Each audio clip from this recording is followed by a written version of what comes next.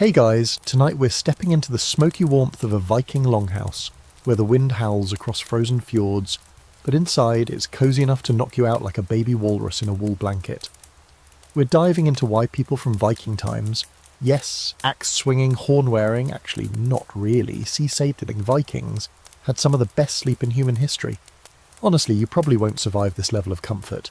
Like if we time-travelled you into their nightly routine, you'd be snoring in 9 seconds flat.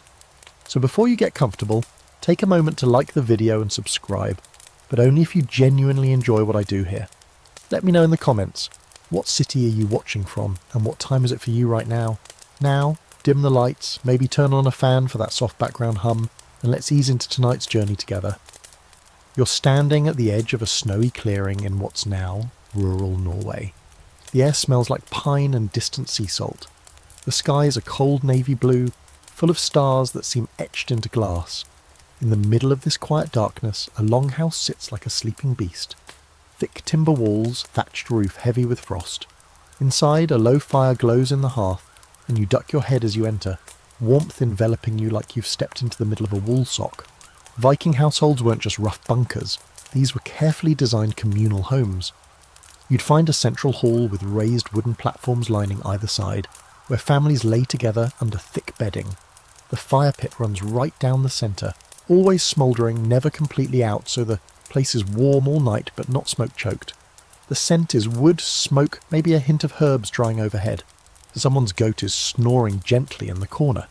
You're already feeling sleepy, aren't you? And here's the twist. Even though life during the Viking Age was brutal, ploughing fields by hand, rowing through Arctic storms and occasionally fending off raiders, sleep was not neglected. In fact, it was sacred. After sunset, there were few artificial lights. No street lamps, no phones pinging with news about distant kingdoms, just natural deep dark. That meant your body slipped easily into rest mode. Melatonin, flowing like mead. By the time evening rolled around, the entire household shifted into wind-down mode. Candles flickered in stone niches. Children listened to stories about Thor and giants, curled up in bundles of fur beside them and their parents. There was no rush to separate or isolate. Privacy didn't mean sleeping alone. It meant having a little nook, maybe a carved divider, maybe a fur curtain. Otherwise, you were wrapped up with kin, sharing heat and safety in a dark, often dangerous world. Here's a fun detail. Vikings were really into layering. No, not just with clothing. Their bedding was layered too. Woolen blankets, fur pelts, and sometimes feather-stuffed pillows if you were fancy. Animal hides made the perfect bottom layer, insulating against the cold seeping up through wooden planks. You lay down, the fire crackling softly, your body sore from a day of actual physical labour, your belly full of stew and barley bread, and your eyes heavy. Sounds like the ultimate sleep setup, right? Scholars debate just how much of this coziness was universal. Some argue that poorer families had fewer comforts, maybe sleeping on straw mats or simple animal skins. Others suggest that even the most humble Viking homestead prioritised warmth and comfort at night because surviving the Nordic winter without it wasn't exactly optional. What's less contested is that their communal sleep culture led to longer, deeper rest. Hours and hours of uninterrupted snoozing in a society where night wasn't a throwaway time, but a meaningful pause. And don't forget the sounds. There's no traffic, no plumbing, no humming refrigerators, just the occasional creak of timber, maybe the wind rattling the eaves, the low breath of livestock tucked in nearby. In fact, many Viking homes shared walls or spaces with animals, not because they were weird about goats, but because those body temperatures helped heat the building. So yeah, that goat snoring in the corner, he's basically your space heater. But what really ties this whole picture together is the sense of rhythm. Viking life moved with the sun and seasons. Daylight was for work and darkness was for sleep, or story, or singing, or dreaming. You weren't expected to be productive at midnight or respond to a torch-lit raven scroll about the next village's barley yields. Night was sacred, and the longhouse was a place of warmth and dreams. You find your place along one of the raised platforms, maybe next to a fur-wrapped old woman telling a tale about sea spirits, or a warrior snoring like thunder. You pull a blanket over your chest, listen to the hiss of an ember collapsing, and close your eyes. This is how it began, the Viking night. Not a time of stress, but a time of recovery, communion, and comfort. In the next section, we'll zoom in a little more to see how the bedroom itself was set up. Because yes, these people knew how to build a sleep nook that would make Pinterest weep. The Viking longhouse doesn't just feel cosy, it's engineered for it. Tonight, as the fire glows and your breath forms soft clouds in the cooler corners of the room, let's take a closer look at the layout of where all this peaceful slumber actually went down. Because while modern homes obsess over walk-in closets and bathroom tile, back then, what really mattered was how you built a sleeping space that didn't let the cold kill you by morning. You shuffle quietly across the wooden planks, passing the hearth where the fire's still whispering warmth into the air. On either side of the central aisle there are long, raised platforms, benches by day, beds by night. These aren't separate bedrooms. There are no walls, no locked doors or do not disturb signs. It's one shared chamber, and sleep is a communal ritual. The platforms are built up just high enough to avoid drafts, but not so high you lose heat. Clever, right? Most households use these raised sleeping platforms as shared family beds. One side of the longhouse might house the main family group, parents, children, maybe a grandparent or two, and the opposite side could be for hired hands visiting kin or, yes, the occasional livestock needing to ride out a harsh frost. Each section might be demarcated by carved beams or suspended cloth, kind of like a privacy curtain, but make it Viking chic. The message is clear. This is a society where sleeping together wasn't strange or uncomfortable. It was survival. It was community. Evenings began with bedding prep. You'd lay out heavy woolen blankets, thick, scratchy and naturally insulating. Then came the pelts, bear, fox, elk, maybe sheep if you were lucky. Some homes even had feather-stuffed pads, primitive pillows and mattresses that gave a surprising amount of cushion. Archaeologists have found fragments of bird feathers used for stuffing, which isn't just bougie, it's brilliant. If you've ever been under a good feather duvet, you know that stuff can trap heat like it's hoarding it for winter. Lighting was soft and low. Instead of harsh lamps, you had animal fat candles or oil lamps made of soapstone, giving off a gentle flicker. Just enough glow to see the outline of your kin beside you, or trace the wooden carvings above your bed, often symbols of protection, fertility, or animals. Some were shaped like serpents, dragons, or ravens, watching from the beams above. Not creepy at all. Totally relaxing, right? The sleeping platforms weren't just functional, they were symbolic too. Sleeping higher off the ground signalled a little status. If you were the head of the household or a respected elder, you got the warmest, highest spot closest to the fire. Children might curl up toward the outer edges, often surrounded by adults like a warm human donut. And the further you were from the hearth, the closer you were to the chilly timber walls, so let's just say you really wanted to be on Grandpa's good side come winter. And there were little personal touches too. You might keep a carved wooden box at your feet, full of combs, personal tokens, maybe even a bit of jewellery. Some people hung charms above their sleeping space. Thor's hammer for protection, a sun wheel for good dreams. There's one recovered amulet in Sweden that scholars believe was designed to ward off nightmares. Basically a Viking dreamcatcher, if you think about. Fringe fact for the win. It's around this time you realise how seamlessly the space shifts from day to night. In daylight, these platforms hold tools, baskets, maybe someone weaving or sharpening a blade. But by sundown, they're transformed into beds. The fire is banked, everyone piles under their respective blankets, and the room goes quiet, save for the occasional mutter of dreams or the sigh of logs settling in the fire. Now, as to talk about ventilation, you'd think with this many people and animals, breathing the same air in one giant room, it'd feel stuffy. But Viking builders knew how to work airflow. Roof vents and small openings near the gables helped smoke escape while retaining warmth. Chimneys weren't a thing yet, but longhouses had narrow slits that let out just enough smoke so no one suffocated, but not so much that all the heat vanished. If you've ever been had in a smoke sauna or an old log cabin, you'll know that balance is everything. Still, not everyone agrees on how smoky it really got. Some scholars argue that longhouse air would have been borderline unbreathable by modern standards, especially in the dead of winter when all vents were shut tight. Others point out that Viking lungs were probably tougher than ours, and that the high ceilings and clever design kept most of the smoke above nose level. Either way, it's a far cry from the sterile white bedroom of today, but arguably more restful. No blue light, no notifications, just flickering amber shadows and the slow rhythm of communal breathing. One last detail. These weren't random piles of blankets on a floor. The wooden platforms often had raised edges, like shallow boxes, to keep bedding in place. Because when you're sleeping with 3 kids, a hunting dog, and your cousin who snores like Thor's hammer on granite, you don't want your pelt sliding onto the cold floorboards in the middle of the night. You lie back on one now, fur tucked under your chin, and you realise this is probably the deepest sense of comfort you've ever known. It's not about silence or luxury. It's about warmth, proximity, rhythm, and tradition. A space that changes with the seasons, protects your body and links you to your ancestors, quite literally, as some households kept inherited bedding materials for generations. As your eyes close, you wonder, how did modern people mess this up so badly? But hold that thought. In the next section we'll zoom in even closer onto the actual materials themselves, because believe it or not, those Viking blankets might be cozier than anything you've got on your bed right now. You tug the blanket closer around your shoulders, and it's not some mass-produced cotton poly blend. It's dense wool, woven tight, still carrying the earthy scent of lanolin. That's sheep oil, by the way, and yeah, it's a little funky. But it's also what makes the blanket water-resistant and perfectly insulating. Tonight we're diving into the materials that made Viking bedding a legitimate sleep flex. Because let's be real, if you had to survive Scandinavian winters without central heating, you'd want every pelt, feather and thread nature could offer too. First off, wool was the MVP.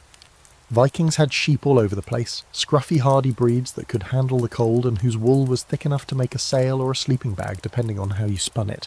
Women in the household would spend hours spinning and weaving for this wool into heavy blankets. Not the soft, light ones we're used to today. These were thick slabs of fabric, almost carpet-like, designed to trap heat and last through years of wear. By the time night fell, each family member had at least one of these weighty, comforting covers wrapped around them. And the heaviness? That's not just for warmth. These things had the same calming effect as today's weighted blankets, grounding your body and helping it settle into stillness. The Vikings might not have had the vocabulary for deep pressure stimulation, but their sleep setup nailed it. Then came the furs, and not just for luxury, though, yes, snuggling into a silver fox pelt is as extra then as it is now. Fur was layered over or under wool depending on the season. Bearskins were prized for their sheer size and insulating properties, but you'd also see elk, reindeer and wolf fur used in colder regions.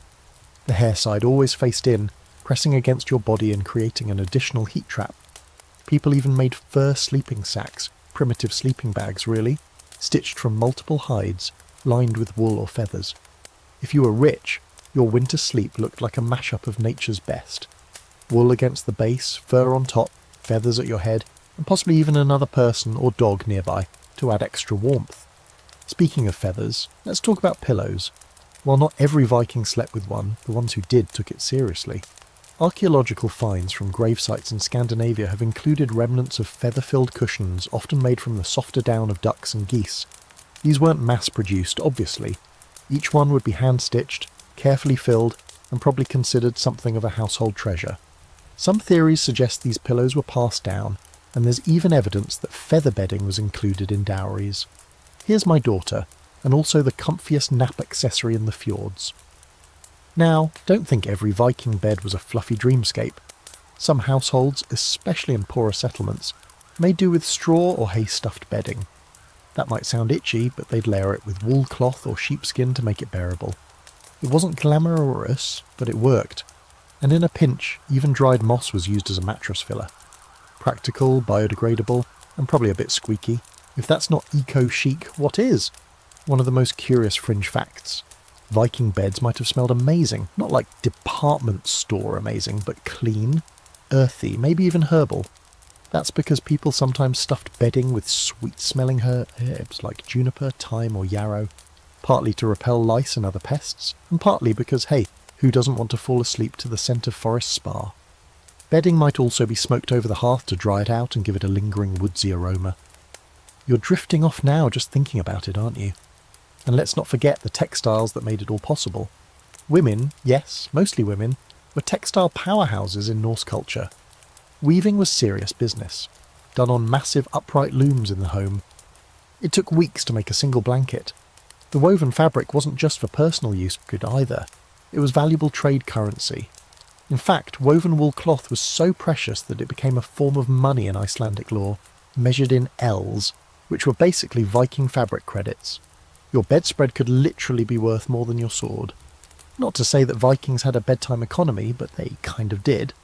Of course, there's scholarly debate about how widespread the feather-stuffed comfort really was. Some argue that most people, especially those not of noble status, probably slept on simpler hay-stuffed bedding with minimal furs. Others say that even poorer families prioritise comfort at night, pooling resources to keep at least one good fur blanket for the household. What's agreed on is that whatever materials they had, they used them smartly. Layering, insulation and shared heat were the name of the game. You shift on your Viking sleeping platform and feel the firm yet forgiving give of wool-stuffed pads under you. Your head sinks into a feather-stuffed cushion that's probably more ergonomic than your memory foam monstrosity at home. The heat from the fire reaches you in waves, filtered through pelts and planks and centuries of inherited craft. You feel grounded, wrapped in textures that took weeks to make, each fibre chosen by hand, each fur hunted, or raised with purpose. It's not sleek, it's not synthetic, but it's pure comfort, the kind that wraps your bones and tells them it's okay to let go. This was how the Vikings slept, not just to recover from the day, but to rebuild themselves, physically, mentally, spiritually, all through the warmth of wool, the softness of feathers, the strength of animal hide. You close your eyes, and in that moment it's easy to believe they slept better than we ever have. In the next section, we'll throw some sparks into the story, literally, because when you depend on a fire for heat and light, you start designing your entire sleep routine around it. Let's find out how fire, smoke and glowing embers shaped the way Vikings eased into rest. The fire is low now, reduced to a soft orange glow beneath blackened logs, but it's still the heartbeat of the longhouse. Tonight you're going to fall asleep watching the flames twist and stutter, casting warm shadows across beams carved with the stories of your ancestors. The Vikings didn't just survive with fire, they harmonised with it. Everything from the structure of their homes to the timing of their sleep revolved around its flickering presence. It wasn't just heat, it was life, and it absolutely determined how and how well they slept. So here you are, stretched out beside a wide hearth that runs like a spine through the centre of the longhouse. It's not like the fireplaces you're used to, those neat brick boxes on suburban walls. This is a long, shallow pit set right into the floor, fed with thick logs and kindling strategically banked before bedtime. It doesn't roar, it pulses, it breathes. Someone in the household, usually an elder or an early riser, will tend the coals through the night, keeping the rhythm steady and the heat consistent. This fire is never fully extinguished, even in the dead of summer. It's sacred, and it's essential. Here's where things get interesting. The way fire interacted with Viking sleep wasn't just about warmth, it was about timing. The presence of low, warm light helped cue the body into natural rest cycles. Modern sleep science now talks about circadian rhythms and blue light suppression, but the Vikings didn't need lectures or TikTok hacks. They had firelight, and firelight is perfect. It's red and amber and low lumen, ideal for nudging your body toward melatonin production. No bright lights, no screens frying your eyeballs at midnight. Just the slow, dim transition from daylight to dream. The longhouse wasn't without its problems, though. Remember, this was all happening in a structure made of wood, animal hair, and open flame.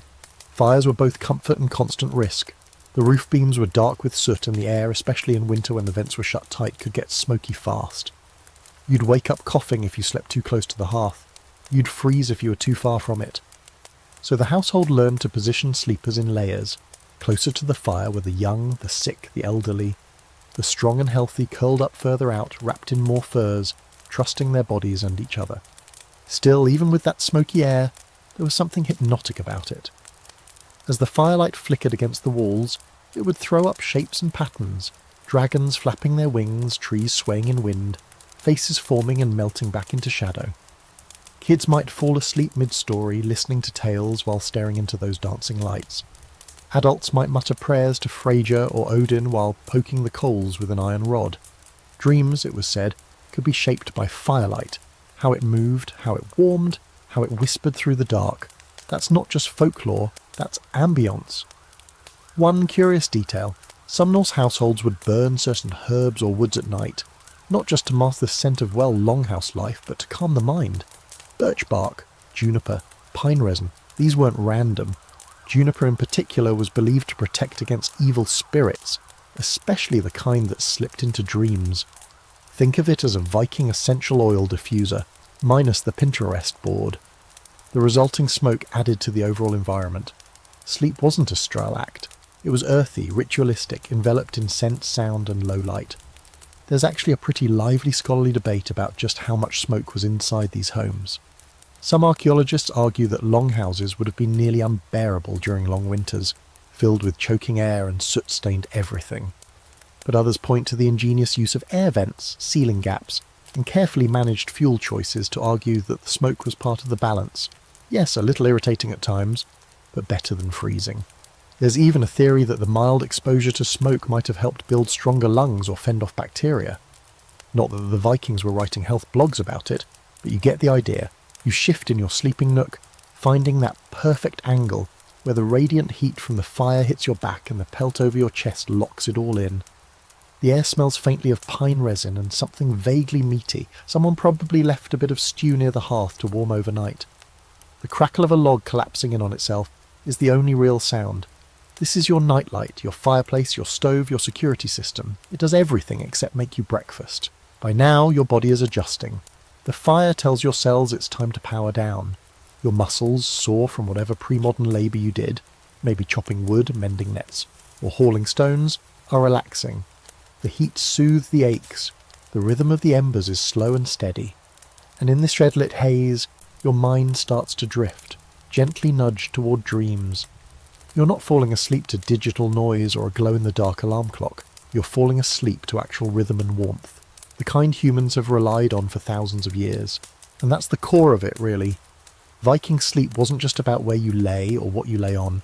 It was about the entire sensory environment, temperature, light, scent, sound. Everything worked in harmony to transition your body into real, honest rest. Nothing artificial, nothing forced. Just fire, breath, and time. So you let your eyes close, listening to the soft crackle of the coals, letting that warmth seep into your bones. Someone murmurs in their sleep across the room. A goat stirs and resettles. Outside, the wind howls across snowdrifts, but inside the world is perfectly still. You're not asleep yet, but you're close, drifting, floating, suspended in glow. And just before you slip under, you wonder, what did they dream about? In the next section, we'll explore how social rituals and nightly routines, storytelling, togetherness, and yes, proto-hygge, wove Viking sleep into something deeply communal and strangely modern. Evening in the Viking world wasn't just about collapsing into furs after a hard day of hunting or threshing barley. It was a winding down ritual, slow and shared, thick with stories, laughter, silence and the unmistakable feeling of being exactly where you belonged. If you're picturing a household that just grunted, rolled into pelts, and passed out from sheer exhaustion, think again. Viking nights were a social symphony, and honestly, it's giving strong proto-hygge vibes. The kind of communal comfort that your modern lifestyle can only dream of between missed calls and food delivery apps. The longhouse transforms at dusk. The same people who spent the day outside in the fields, forests or fjords now gather closer to the hearth. The fire is coaxed into a steady blaze, casting that warm amber light across faces marked by the wind and sun. Wool cloaks are removed, boots lined up, and someone begins ladling stew from a pot that's been simmering for hours. The scent of root vegetables, herbs, and possibly dried fish floats up into the beams. This is the moment when the stories begin, not just tales for kids, though the little ones are front row centre, curled up in laps, or clinging to older siblings, but real oral histories, stories of ancestors, of the gods, of tricksters and frost giants and distant voyages to lands no one's seen. You can hear the cadence in the voice of the storyteller, rising and falling with the flicker of the flames. There are jokes too, off-colour of course, and probably full of inside references to someone's terrible fishing luck or a goat that escaped 3 times last week. You sit among them, sharing this moment, not speaking much, just listening, just breathing. The room is a low hum of fire and voice and the occasional crunch of crusty bread. Everyone's moving slower now. Someone's darning socks. Another is carving a bit of bone into a brooch. The children begin to slouch and blink more slowly. A few lie flat on the wooden platforms with their heads in someone's lap. No one tells them to go to bed. Bed comes to them, slowly like dusk itself. This communal space is more than just a convenience. It's the anchor. In a world filled with uncertainty, weather that can kill, enemies on the coast and spirits in the woods, these moments of closeness are the nightly defence. You may not know what tomorrow holds, but tonight the circle holds you. That's a pretty effective sedative. And not to stir up your existential guilt or anything, but how often do you wind down with people like this? When was the last time you sat in dim light, shared food, and just existed? Here's a delightful fringe fact. Many Norse people considered storytelling a kind of magic. Not metaphorically, literally magic. The spoken word was thought to hold power, especially when it referenced gods, fate, or family lines. To speak the name of an ancestor out loud was to keep them present. Which means bedtime stories weren't just cute distractions. They were spiritual reinforcement. A way to remind yourself who you were, where you came from, and who would watch over you while you slept. That social aspect of Viking sleep culture is something modern researchers have only recently started to dig into. For a long time, history focused on their violence, trade, and seafaring, less on how they curled up beside their children or told tales late into the night. But now scholars are asking, how did the social fabric of Viking households influence emotional well-being? How did that deep nightly connection affect dreams, rest, or even survival? There's no clear consensus yet, but growing evidence suggests that emotional closeness, even in tight physical quarters, contributed to a stronger sense of safety and therefore better sleep. The irony? While many of us have private bedrooms and memory foam mattresses, we often sleep alone, disconnected, restless. You lie back, belly warm from broth and your head a little hazy from the slow rhythm of communal wind down. Someone's voice still carries through the room, telling the last bits of a myth about a mountain that ate goats. There's laughter, soft and easy. Someone reaches over and tucks a blanket over a child's shoulder. A dog shifts and lays its head on your foot. This isn't a performance, it's a ritual, and it happens every night. The Vikings might not have had Instagrammable interiors or calming spa playlists, but they had something better. Togetherness. You could call it practical, sharing heat, avoiding loneliness, warding off night spirits. But there's an emotional component too. Knowing that when the world outside grows dark and wild, you are inside in light with others. The boundaries of your body and the boundary of the group start to blur. That kind of safety seeps into your bones and lingers long after the fire burns down. One thing modern anthropologists debate is how much of this communal sleeping was voluntary versus just necessary. Would Vikings have preferred separate rooms if they could? Or did they actually enjoy the nightly togetherness? Hard to say, but based on the cultural emphasis on kinship, storytelling and warmth, it's not hard to imagine that the nightly ritual was as emotionally fulfilling as it was functional. Maybe they didn't just tolerate the closeness, maybe they needed it. So you stretch out a little, feeling the warmth of nearby bodies and the lull of conversation trailing off. The story fades, the fire pops, someone snores, not obnoxiously, just enough to remind you that they're there, that you're not alone, and that the darkness outside is just background noise to the little light you all keep together. And now your body is ready, like fully, unapologetically ready, for sleep. It's not some battle of melatonin supplements and white noise machines. It's just what comes next. Your head dips back, your chest rises and falls, and you let yourself drift, buoyed by the soft, unseen threads of community that are still gently humming all around you.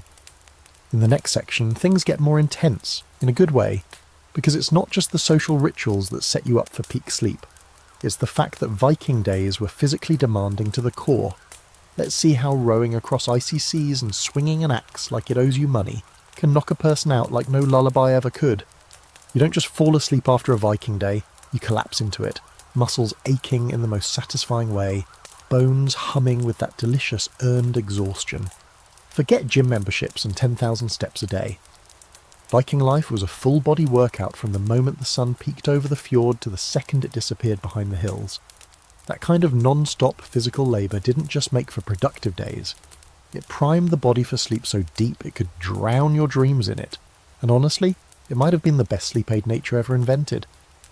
Let's rewind to earlier in the day, just before the sun reached its highest. You've already been awake for hours. No alarm clock, just the gradual light filtering in through the smoke vents, the gentle rustle as others stir, the rhythmic shuffle of boots on packed earth. You stretched, groaned, maybe rubbed your eyes against the wool of your tunic, then got moving. No time for 5 more minutes. It's time to get to work. And work for the average Viking meant work. Heavy lifting, hard travel and exposure to the elements. You might be ploughing a frost-hardened field with an ox-drawn wooden plough, chopping down trees for firewood, hauling water in clay jars, or mending fishing nets with cold-ing fingers. If you're a sailor or raider, you've been rowing. For hours. Through wind and waves and freezing mist, your hands wrapped around an oar so thick it could double as a club, on the wrong rhythm and your seatmate gets a paddle to the ribs. It's a full-body coordination challenge, paired with the knowledge that if you screw up, the North Sea won't hesitate to eat your boat. These weren't just chores, they were survival. Vikings didn't have convenience, they were their own convenience. Food didn't arrive in boxes, it came from traps, hunts and fields. Clothes didn't show up in carts, they had to be sheared, spun, woven and stitched. Every day was spent moving, lifting, hauling, walking, climbing hills, tending livestock, repairing buildings. There's a good chance you burned more calories just existing in Viking times than you do now on your best gym day with a personal trainer and an IV drip of pre-workout. And that's the key, because all that movement didn't just wear you down, it calibrated your whole body. By the time evening rolls around, your muscles are loose and heavy, your blood has flowed through every capillary, and your nervous system is in that gorgeous post-exertion lull. Scientists today would say your parasympathetic nervous system is kicking in, that deep rest mode that counteracts stress and lets the body regenerate. Back then, they just called it life. Here's a fringe fact for you. Viking skeletons, examined in archaeological digs, often show heavy wear on joints, spines and knees, proof of the physically intense lifestyle they led. But interestingly, many of them also show signs of long-term healing, suggesting that these weren't people who just broke down. Their bodies adapted, they recovered. They didn't just get wrecked every day. They built strength, durability, and most likely a tolerance for deep muscle-repairing sleep. Now, not everyone had the same routine. Women, for instance, often did as much physical labour as men, just in different forms. Weaving was no dainty pastime. It required core strength and hours of standing. Cooking meant grinding grain by hand, lifting cauldrons, and tending fires all day. Children started chores young, whether that meant shepherding goats or hauling water. By dusk, no matter your role in the household, you felt it. Your arms, legs, back, all tired. Not injured, just ready to rest. Of course, some scholars question whether Vikings really had better sleep.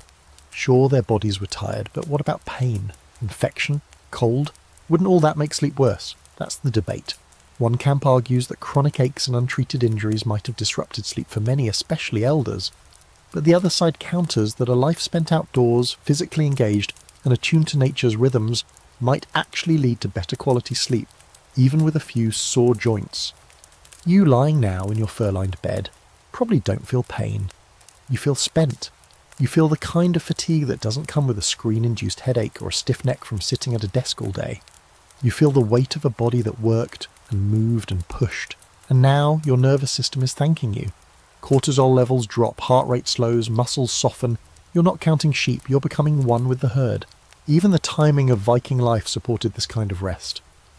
There was no up late answering emails or midnight scrolling. When the sun went down and chores were done, the body listened. It had no reason to resist. Tiredness wasn't an inconvenience, it was the signal that the day had been used well. And this physical tiredness didn't just help with falling asleep, it likely improved sleep quality. You're more likely to reach deeper stages of sleep when your body actually needs to repair itself. You sleep deeper, you dream harder, you stay asleep longer, and when you wake, it's not to the piercing shriek of an alarm, but to the quiet breath of a longhouse slowly stirring to life again. So here you are, body heavy, cocooned in wool and fur, warmed from the fire and from the day itself. Your limbs twitch slightly with the aftershocks of motion. Your mind is empty. No to-do lists, no emails, no blue light. Just the satisfaction of knowing that everything you did today had purpose. That your body earned this rest in the most primal, beautiful way possible. In the next section, we're heading into the deep dark. The kind you can't imagine unless you've lived without electricity. Because in the Viking world, the long winter nights weren't just a seasonal inconvenience. They were a sacred, sleep-deepening gift. Let's see what happens when the sun disappears for weeks and darkness becomes your new lullaby. Darkness, real darkness, the kind that feels like velvet pulled over your eyes, over the skew, over the whole wide world. That's what you're living in now as a Viking entering the long night of winter in the far north. You think you know of your dark, but unless you've spent weeks without a sun, without even a pale blue smear on the horizon, you've never felt anything like this. In the Viking world, especially near the Arctic Circle, the sun didn't just set, it vanished. For days, sometimes weeks. A twilight gloom at midday maybe.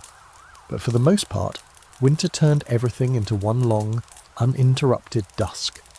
And you might assume this eternal night drove people to madness, like some sort of ancient Scandinavian horror story. But no, what it actually did, what it primed the human body to do, was sleep. Deep, uninterrupted, restorative sleep. Hibernation of sorts. And it was glorious. You wake up slowly, not because something stirs you, but because your body's finished its shift in dreamland. There's no sunbeam crawling across the floor to nudge you awake. There's just a slight shift in the fire's warmth. The murmur of someone stirring beside you, the rustle of wool as someone adjusts a blanket. You blink into darkness and realise it's still night. Of course it is. You've been asleep for who knows how long, and yet the sky outside is still heavy, starless, thick with the cold, and your body says, quite clearly, don't get up yet. This is where the Viking relationship with darkness gets interesting. Without artificial lights, their circadian rhythms were synced almost perfectly with the natural world. When darkness stretched on for 20 hours a day, your body simply adjusted. It didn't fight. It slept longer. It slowed down. Winter for Vikings wasn't just about surviving the cold, it was about resting deeply and often. When the sun disappeared, so did urgency. Here's a strange but beautiful fringe fact. During the deepest winters, some Norse communities adjusted their daily rhythms entirely. They'd wake for short periods in the morning, do light chores or eat, and then sleep again. They didn't force a strict schedule. They moved like tides, rising briefly, then ebbing back into sleep. Modern science now calls this biphasic or polyphasic sleep. Back then it was just how things worked. You followed the darkness because your body wanted to. You didn't have to wrestle with it. And it wasn't just the quantity of sleep, it was the quality. When the world is dark and cold, your brain starts releasing melatonin like it's throwing a party. That hormone isn't just for falling asleep. It helps regulate how you sleep, how long you stay in deep cycles, how vividly you dream. With fewer disruptions and no light pollution, Viking brains were probably flooded with it during winter. You know those mornings when you wake up not remembering falling asleep, not even moving, just blank, peaceful rest? That was every night for them in midwinter. Of course, not everyone sees this as a utopia of slumber. Some scholars argue that extended darkness could have caused seasonal depression, especially in communities that didn't have as much food or firewood stored. And yeah, it's possible. Imagine days without real light, relying on fire alone, knowing your supplies have to last until spring. But here's the counter-argument. Because people slowed down, they used less energy, they ate less, moved less, and yes, slept more. The long sleep wasn't laziness, it was strategy. You stir again on your platform, wrapped in furs. It's hard to tell whether it's morning or night, or some in between, but that's part of the point. The longhouse is still dim, no one's bustling about. Maybe a few whispers, maybe someone adding a log to the fire, its red glow flaring and then settling back down. You could get up, but you don't, because there's no shame in continuing to rest. In fact, it's expected. Your body is conserving warmth, rebuilding taunt strength. Outside it's freezing and silent. Inside it's all quiet breathing and gentle sleep. And here's another odd fact. Many Norse cultures believed that the long darkness was a time when the boundary between worlds thinned. Dreams meant more, night had power. You might wake from a vision of your grandfather standing in the snow saying nothing, or of a god walking across a frozen sea. You'd tell someone the next morning, or the next time you were both awake whenever that happened. Dreams weren't ignored. They were catalogued, remembered, sometimes acted upon. The longer you slept, the deeper you went into that dream realm, and the more you brought back. With the sun absent, there was also a deeper reverence for light itself. Fire wasn't just warmth, it was hope. The hearth was kept alive, not just out of utility, but to mark a centre, a psychological beacon, everyone oriented around it. It meant safety, time, order. Without it, you'd lose track. But with it, even if the darkness outside stretched on for days, your little world still had a pulse. As the hours pass, you might wake again, share a warm drink, maybe some porridge or dried berries. Then you stretch, yawn, and pull your blanket back up. You're not lazy. You're living the rhythm that nature gave you. The darkness says rest, so you do. We like to imagine that our ancestors were always in motion, chopping wood, battling trolls, rowing furiously toward England.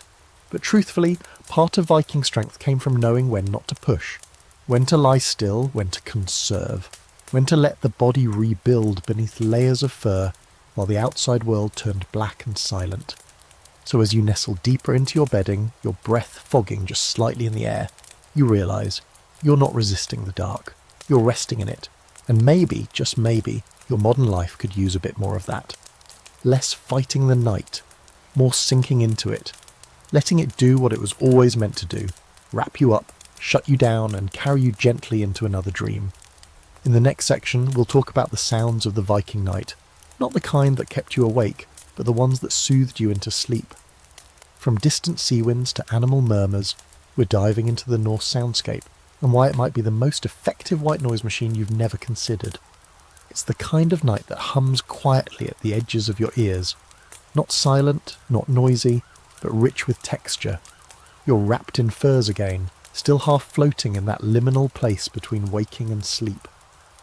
And what holds you there like a hand on your chest is sound. Not the sharp buzz of a streetlight or the digital chirp of a phone notification. Not traffic or neighbours or late-night television bleeding through the wall. No, this is a Viking night, and it sounds like nothing and everything all at once. Let's start with the wind. Outside the longhouse, it's rushing in long, sweeping gusts across frozen fields and hills. The sea's not far off. You can smell it in the air even when you can't see it. Some nights, if the weather's right, you can hear waves breaking against rocky shores, slow and rhythmic, like a massive creature breathing in its sleep. This sound doesn't keep you awake.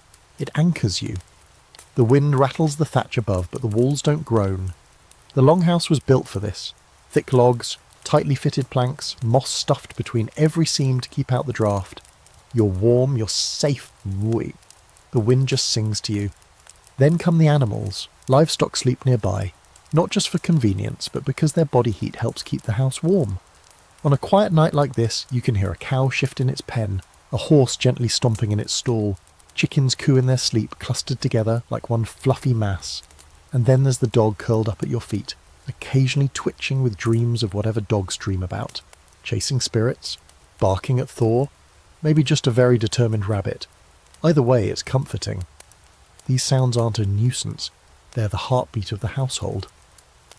One odd but delightful fringe fact.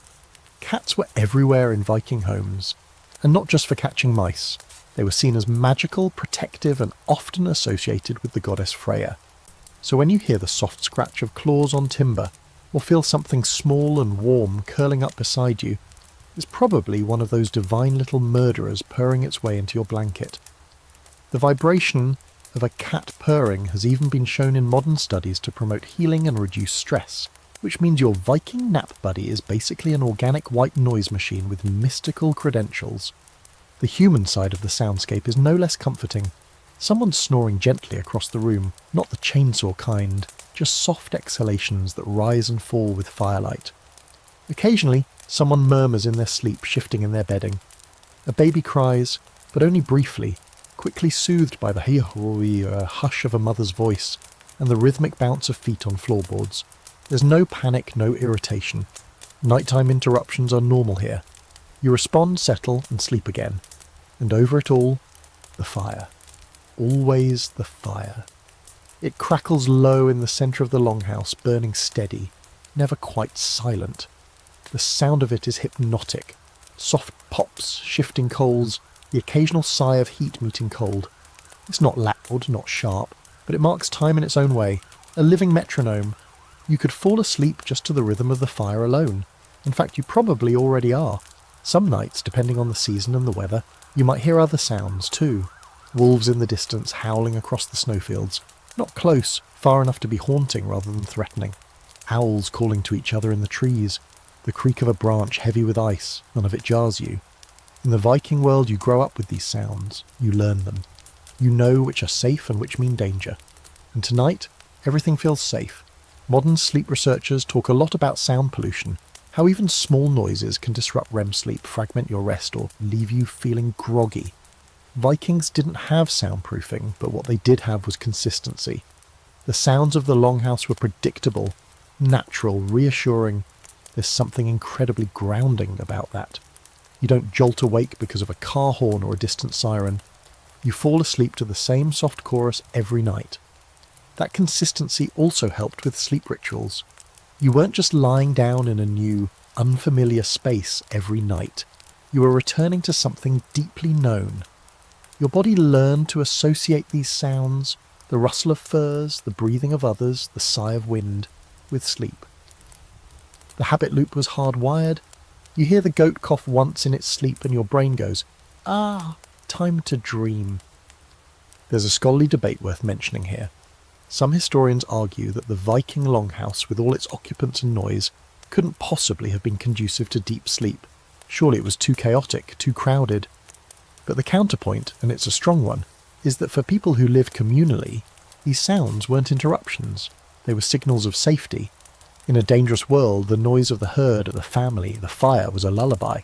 Silence, by contrast, meant danger, emptiness, isolation, something wrong. You didn't need to filter out the sound, you welcomed it. And so here you lie, wrapped in warmth, surrounded by murmurs and rustles and a fire that never quite goes out. The soundscape is rich but gentle, full but never overwhelming. Everything you hear feeds your sense of belonging, your place in the circle, your role in the home, your connection to the land outside and the people within. You don't need earplugs. You don't need white noise machines. You just need this, the sound of a Viking night, layered and living. Your breathing slows to match the rhythm around you. The fire, the sleepers, the dog, the wind, it's all there, and it holds you. It says, you can rest now. We're all here. Nothing's coming for you tonight.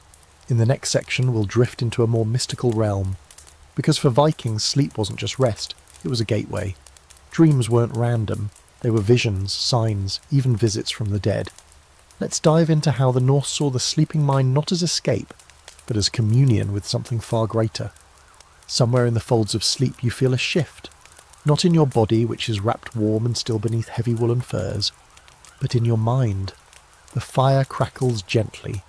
The longhouse breathes around you. But inside, something opens. A pathway maybe. A space that wasn't there before. Because to a Viking, dreaming isn't just the random shuffle of memories and fantasy.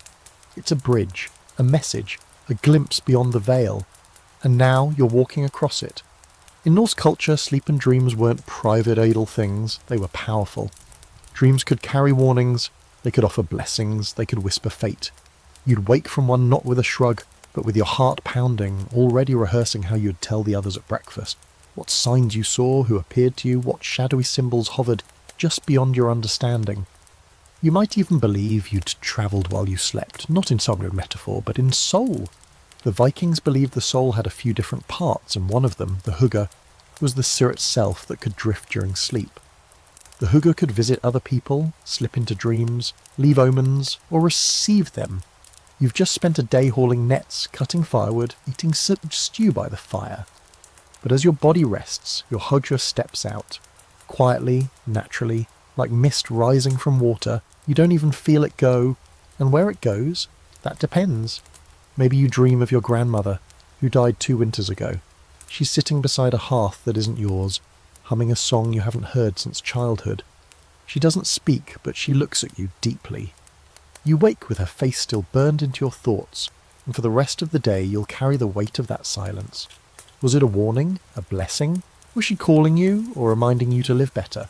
Or maybe you dream of a mountain crumbling into the sea, or a raven flying backward, or wolves walking in a circle. These aren't just weird dreams, they mean something. Or at least everyone agrees they might. The local seer, a vulva, a wise woman trained in the reading of symbols and threads of fate, might be consulted the next day. She listens, she stirs runes, she says, "Be careful of strangers this week," or "The gods are testing your courage," or "Prepare for a journey." In the Viking worldview, the sleeping mind speaks a language the waking mind forgets, but it still listens. Some nights dreams are more intimate. A lover long gone returns. You kiss, you dance, you hold hands in snow. It feels so real you wake up aching. And in Viking culture, no one would scoff at that. No one says, "It was just a dream," because just doesn't exist here. The line between waking and sleeping is porous. Everyone accepts that some part of you leaves the room at night, and some things may find their way in. Here's a fascinating fringe fact. In Norse poetry and sagas, dreams often serve as turning points. Kings see their own deaths. Heroes receive quests. Entire battles are foretold in sleep. And while some modern historians call these literary devices, others argue that the Norse really did interpret their dreams as prophecy, not in a vague horoscope way, but with full seriousness. Dreaming was a form of communication. The dead weren't gone. The gods weren't far. They were waiting, watching for the right moment to appear. You roll over in your bedding, the firelight dancing across closed eyelids. Somewhere outside, the wind moans low, like a voice just out of reach. The longhouse is mostly quiet, but there's a sense, always, that you're not entirely alone. You never are. Ancestors are close. Spirits pass through. The very idea of ghosts, as we understand them, didn't quite exist for the Vikings. They believed in the Draugr, the restless dead, but also in helpful presences, guardians, spirits of land and home, even the dead who still loved you enough to visit. Sometimes entire rituals were built around dreams. If a family member had a recurring vision, it might be taken as a sign to move, to change a child's name, to offer gifts to a neglected god. Dreams weren't compartmentalized or dismissed. They were folded into life's fabric. You might spend the day hunting, but the night could decide your next voyage. Modern researchers find this worldview both fascinating and challenging. Some call it superstition, an attempt to make sense of random neural firings. But others suggest the Norse understanding of dreams reflects something we've lost. Reverence for the inner world. A respect for the subconscious as not just noise but signal. In their world, dreams were messages worth decoding. In ours, they were mostly forgotten by breakfast. You stir again, hovering between sleep stages, and this time the dream is stranger. A tree with silver leaves, roots stretching through snow, whispering your name in a voice you know but can't place. You open your eyes. The longhouse is still around you, the fire's low, no one is awake, but your chest is heavy with something you can't explain. Maybe in the morning you'll talk to the old woman who lives near the edge of the village. Maybe she'll know what silver leaves mean. The Viking relationship with dreaming isn't a fairy tale, it's a full belief system. And it shapes their nights just as much as the firs and fires do. To sleep is not just to rest, but to journey. And you never quite know where, or to whom, you'll go. In the next section, we'll return to the physical and explore the way sleep spaces changed based on age and role. Whether you were a chieftain, a child, or an old widow with a cat, where and how you slept told the world who you were. Not all Viking sleepers were created equal. Sure, the longhouse was communal, and yes, everyone shared the same firelight, breathed the same smoky air, and drifted to sleep beneath the same sagging thatch roof. But where you lay your head within that space spoke volumes. Age, status, and your role within the family decided exactly how cosy your sleep would be. The Viking household wasn't a democracy of bedding. It was more like a layered, fur-covered hierarchy of snoozing souls. So tonight, as you roll onto your side and gaze out across the dim longhouse, you start to notice the subtle pecking order. Closest to the hearth, prime real estate, you'll find the most senior members of the household. The matriarch or patriarch, usually an elder, lies near the warmth, often surrounded by grandchildren like little blankets with feet. This is both practical and respectful. Elders are more vulnerable to the cold, and their life experience grants them this central position. It's also symbolic. They are the memory keepers, the story bearers. Sleep near them, and you sleep near the heart of your lineage. Then come the parents, the active heads of the household, those still running farms, managing supplies, swinging axes, and giving birth. Their bedding might be shared, two adults wrapped together under thick layers, children flanking them like human heating pads. These are the people keeping the longhouse running. Their sleep is earned and sacred, but often interrupted. Children cry, "The fire needs tending." A goat starts snoring too loudly. They wake easily, but they fall back asleep just as fast. Resilience is their superpower. Children get the edges usually, not pushed into the coldest corners, but definitely not centre stage. You'll find them curled up in little bundles of wool and fur, occasionally wrapped in their parents' cloaks or sharing space with siblings. And because sleep wasn't a solitary affair, there was no expectation for privacy or independence. Kids weren't being tucked into their own rooms. They were part of the living organism of the household, breathing, dreaming, growing right alongside everyone else. Teenagers? Well, it depends. Older sons might be sleeping with the farmhands or near the storage rooms, especially if they're nearing the age when they'll start sleeping on boats more than in beds. Daughters who are nearing marriage age might still sleep with the family, but a bit more tucked away, maybe near an aunt or a grandmother. In some wealthier homes there were partitions or small box beds carved directly into the walls, just enough space to roll over and whisper your secrets into the darkness. But even those didn't offer solitude, they just suggested it. Now here's where things get fascinating. In Viking society, sleep was also a reflection of your spiritual status. A vulva, a seer or wise woman, might be given a separate corner, a quiet space where she could dream more deeply, unbothered by the snores of goats and fishermen. People believed her dreams carried more weight, that her hygge travelled farther. So if she needed silence, she got it. Sometimes she slept surrounded by charms or herbs, or near the bones of her ancestors, for ambiance. And what about servants or thralls? Yes, they were there too, often sleeping at the farthest end of the house, away from the hearth, but still under the same roof. Their bedding was simpler, rougher, maybe just straw and one thin layer of wool, but they were still part of the night's rhythm. The longhouse wasn't segregated by walls, so even the humblest sleeper breathed the same smoke and listened to the same wind rattle the beams. There's a quirky fringe fact tucked into a saga from Iceland. One woman's bed was said to be so piled with blankets and pelts that it took 3 people to make it properly. This wasn't just comfort, it was status. Riches weren't just shown off at feasts or battles, they showed up in how warm you were at 2 a.m. Some beds were stacked like ships, fur over wool over fur again, until the sleeper basically disappeared into a soft Viking lasagna. Sleep wasn't only physical, it was symbolic. A chieftain's bed might have carved runes on the headboard, blessings of strength and protection. Children's beds could be adorned with animal motifs, warding off spirits. Some even carved family stories into the side of the bed frame like a headboard-sized saga. And when someone died, their bedding might be burned or buried with them. A soft send-off into the next life, proving that even in death, sleep still mattered. Of course, scholars debate how rigid these sleep hierarchies really were. Were roles strictly enforced? Did a woman always sleep with her children? Could a farmhand claim a warmer spot during a harsh winter? Some believe there was more flexibility than we assume, especially when survival was on the line. If your baby was sick, you moved them closer to the fire, no matter who usually slept there. If your back was aching, maybe you traded spots for a night. The longhouse, for all its order, was still a living space, adaptable, fluid, human.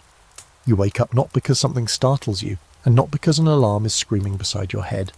There's no chirp, no chime, no vibration under your pillow. You wake because your body says, gently and confidently, it's time. The fire has burned down to embers. A bit of light slips in through a crack above the doorway, barely there but enough. Someone across the longhouse stirs and yawns. Another body shifts beside you, pulls a blanket tighter. There's no rush, no clamour, just the slow, silent transition from sleep to waking. This is how a Viking gets up. Not jolted, not panicked, just rising like smoke. The Vikings had no clocks, that's obvious. No sundials in the longhouse. No hourglasses ticking down the minutes until you had to punch into your job-herding goats. But they had rhythm and they had instinct, and those were enough. In the Viking world, your day wasn't defined by 7:30 wake-ups or Feyban shutdowns. It was shaped by light, temperature, hunger, and a movement. Your internal clock, called the circadian rhythm, was finely tuned, not to digits on a screen, but to the sky. You're stretching now, quietly, feeling the stiffness melt out of your arms and legs. Someone hands you a cup of warm liquid, maybe a weak broth, or even water warmed over the fire. It's not coffee. You don't need coffee. You're not recovering from a night of artificial stimulation and poor quality sleep. You're just gently rebooting. You've had a full cycle, maybe even 2. The kind of sleep that rolls in slow, goes deep, and doesn't apologise. One of the secrets here is that Vikings didn't separate bedtime from the rest of life in the way we do now. There was no performative bedtime routine.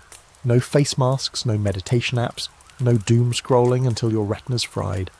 Sleep was a phase, not a performance. You slept when the world quieted. You woke when it stirred. That's simple. You were part of it, not pushing against it. In summer, you might wake early, even if you'd gone to sleep late. The light alone would rouse you, not suddenly, but gradually. Light seeps into the longhouse through the cracks and gaps and smoke holes in the roof. There's no blackout curtain, no way to fake midnight. And so you don't try. Your brain registers that light. Your body resets its hormones accordingly, and slowly, inevitably, you stir. No alarm required. And in winter, you don't pop up at sunrise because there is no sunrise, not until late morning or even early afternoon. Instead, you rise in rhythm with your household. Someone stokes the fire. The smell of food returns. You hear the scraping of a pot or the low sound of someone singing. The environment wakes before you do and invites you to join it. Now here's a quirky fringe fact. Some Norse homes used water clocks in the form of dripping bowls or time-marked candles, but rarely for waking up. These tools were used more for ritual timing, like ceremonies or feasts. Everyday waking was more ambient, sensory. There's even a theory that people trained themselves to wake at certain cues. The sound of the birds beginning to call, the shift in temperature as the fire cooled, or the way their bedding felt against their skin when the body said enough. And the Vikings didn't seem to mind waking at slightly different times each day. Their lives didn't depend on micromanaging hours, they depended on completing necessary tasks, which ebbed and flowed with the season. If your sheep needed feeding, you did it when they stirred. If the boat needed bailing, you did it before the tide came in. No Fitbit, just intuition.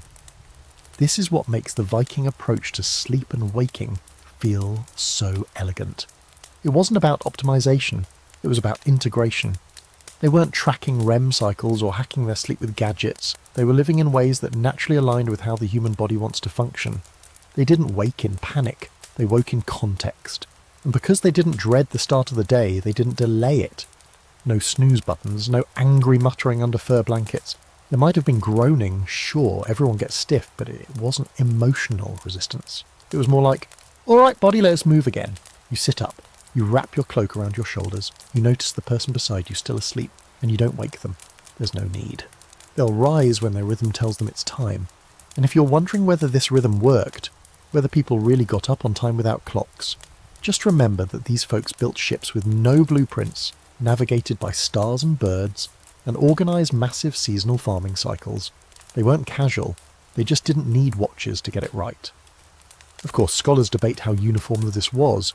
Some argue that elite households had more structure, tasks divided precisely, servants on schedules, messengers dispatched at certain times. Others suggest even the wealthiest households followed natural cues over strict routines. In either case, the core remained the same. Sleep and waking were part of a flow, not a segmented task list. And so now, back in your own Viking longhouse, you stand, slowly. Your legs remember the fields, your back remembers the firewood, but you don't feel dread. You don't feel robbed.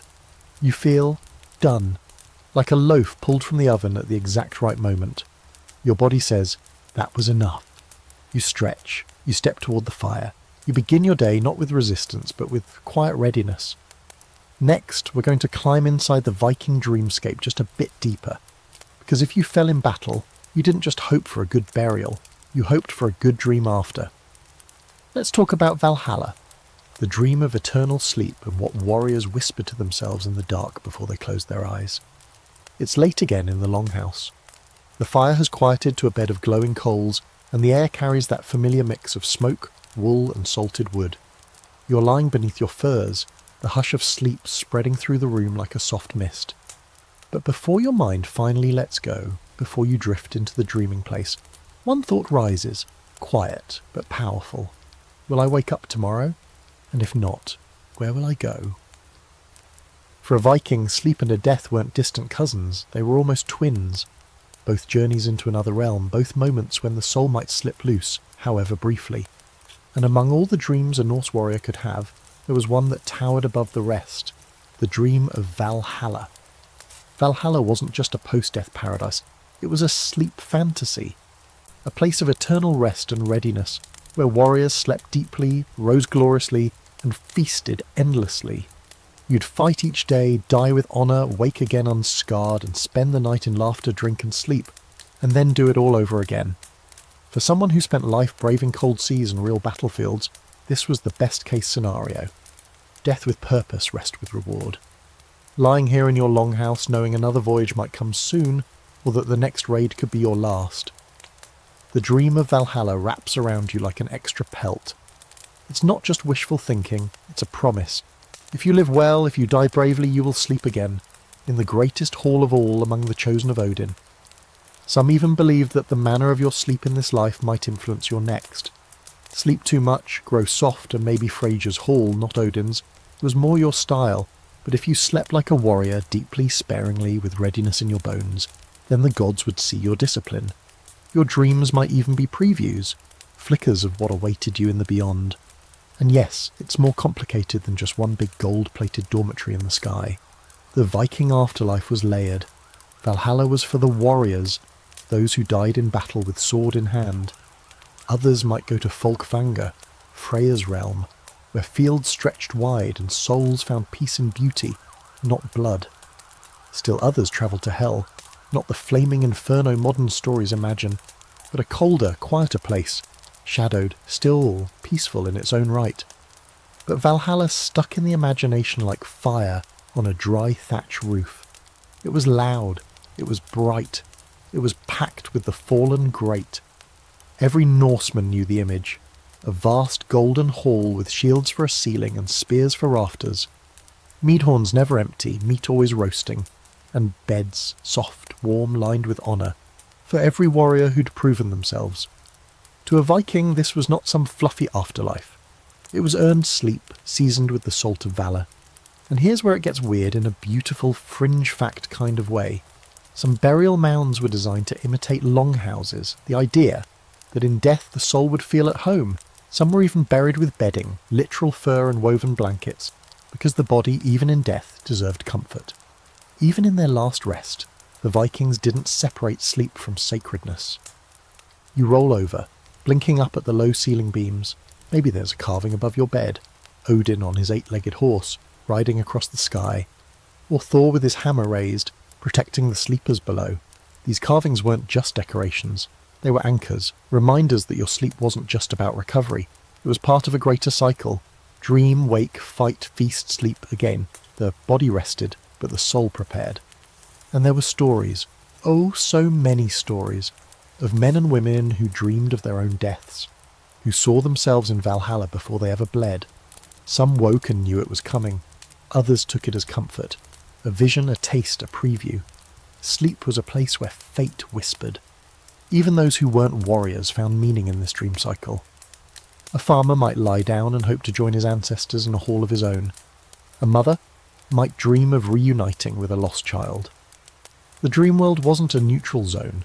It was the staging ground for eternity. Scholars still argue about how literally the Vikings took all this. Was Valhalla a metaphor? A narrative tool? A social carrot dangled to encourage bravery?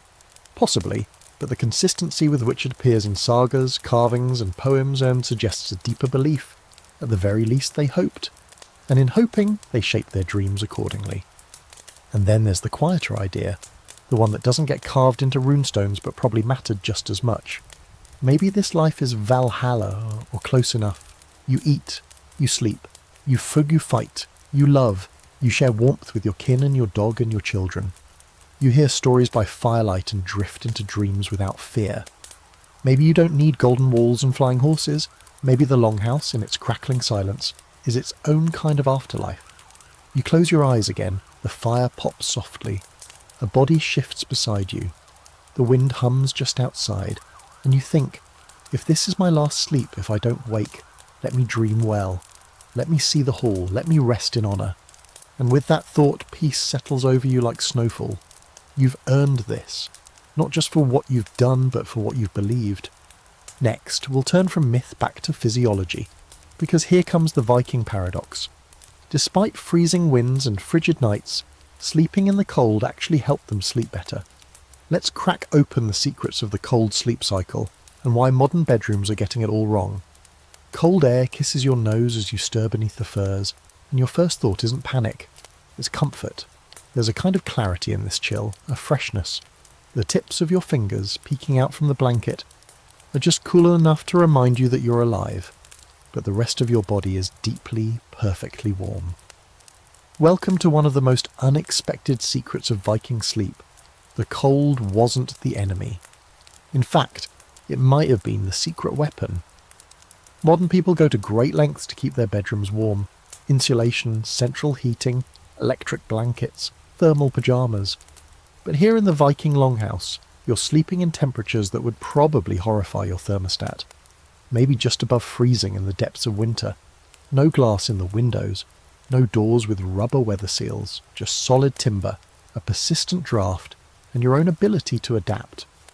And somehow, you sleep like a bear in hibernation. Here's the paradox. Cooler temperatures can actually improve sleep quality. Modern sleep science backs this up. When your body is slightly cooled, it naturally triggers a biological cascade. Heart rate slows, metabolism dips, melatonin increases, and your brain gets the message. Time to shut down. You drop into deeper sleep more quickly and stay there longer. In other words, the cold helps. A lot. And the Vikings, without ever reading a single study, had already figured this out. You're buried under layers of wool and fur, natural materials that breathe but also trap heat exactly where you need it. You've got a fur beneath you, a woolen blanket over you, maybe even a second hide on top. Your breath fogs the air just slightly with each exhale, but your core stays toasty. This contrast, the cold air on your face, the warmth against your skin, is like an on-off switch for the nervous system. Your body isn't panicking, it's resting. But let's be clear, this wasn't some spa retreat. Winters in Scandinavia were brutal. Snow piled high against longhouse walls, wind tore across the fjords, and ice crept across rivers and fields. Sleeping in the cold wasn't always romantic, it was challenging. But Vikings didn't waste energy fighting nature. They designed their homes and habits around working with it. The longhouse itself was structured to handle the extremes. Thick log walls, turf roofing, low ceilings to trap heat, and a central hearth that could burn slowly all night. But it was never perfectly warm, not all the way through. The heat centred around the fire and faded toward the edges. People closest to the hearth slept in real comfort. Those further out layered up or shared body heat. Either way, your body acclimated. Here's a strange but wonderful fringe detail. Vikings often slept in groups not just for social reasons, but because multiple bodies together under the same covers significantly increased warmth. Sleeping solo was, in many cases, a colder, riskier prospect. Families huddled, children slept between parents or nestled beside siblings. Even animals were brought in to help warm the air, because your feet weren't just pets, they were fuzzy radiators. Even bedding choices acknowledged the cold. Vikings chose materials that held warmth but didn't trap moisture. Wool could insulate even when wet. Fur, especially from bear, elk or fox, offered a kind of luxurious, breathable protection. Feather pillows or stuffed mats added a soft barrier between your body and the cold ground. And sleeping in your clothes? Totally normal. You'd peel off layers as needed, but no one was strutting around in nightgowns. You wore what worked. Now, you might be asking, didn't the cold cause problems, like frostbite or sickness? And yes, there were risks. In extreme weather, illness and exposure were constant threats. But sleep itself wasn't the problem. In fact, the colder air likely reduced indoor pathogens and soothed inflammation.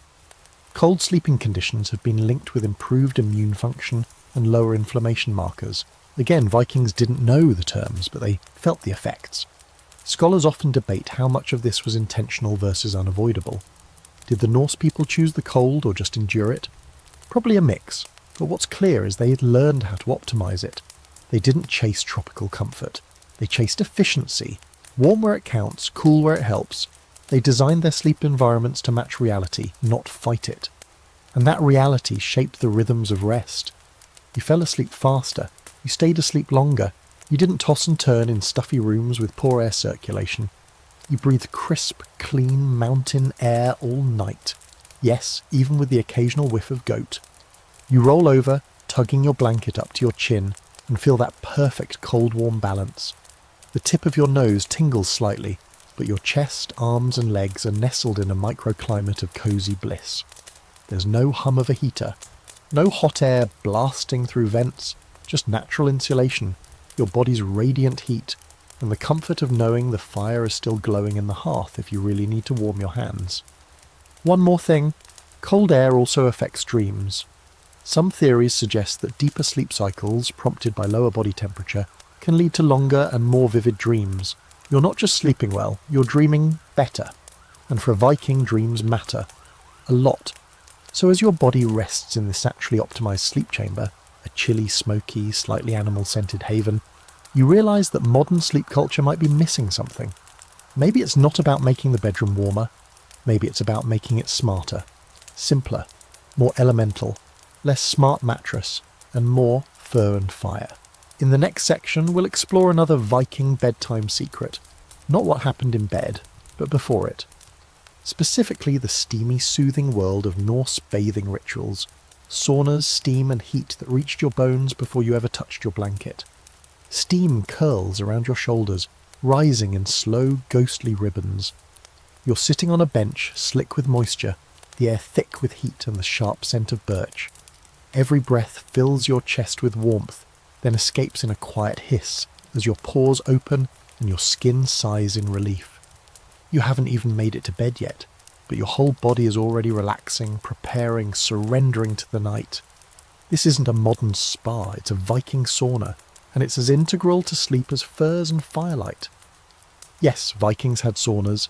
They weren't just tough warriors and sea dogs, they were steam-loving, body-scrubbing, sweat-bathing aficionados. And unlike the fluorescent-lit locker room versions you might know today, these were sacred spaces. Natural, earthy, heated by fire lined with stone sometimes built right into the ground. The badstofa or bathhouse was more than just a place to get clean. It was a nightly ritual, a social hub, and one of the best sleep hacks the Viking world had to offer. Imagine this, it's evening. You've spent the day hauling nets, chopping wood or weaving until your shoulders ache. Your body is sore, your hands are raw, and your face is crusted with a thin layer of salt, soot and sweat. So before you even think about curling up in your bedding, you head to the sauna. Not alone, never alone. It's a communal event. Family members, friends, even the occasional neighbour. Modesty rules weren't quite like ours. This was practicality, not vanity. Inside the sauna, the heat builds slowly. Stones are heated in a central hearth or fire pit and doused with water to create waves of steam. Birch branches, called vasta or vichta, are bundled together and used to gently whip the skin, increasing circulation and releasing tension. It sounds intense, but it feels amazing.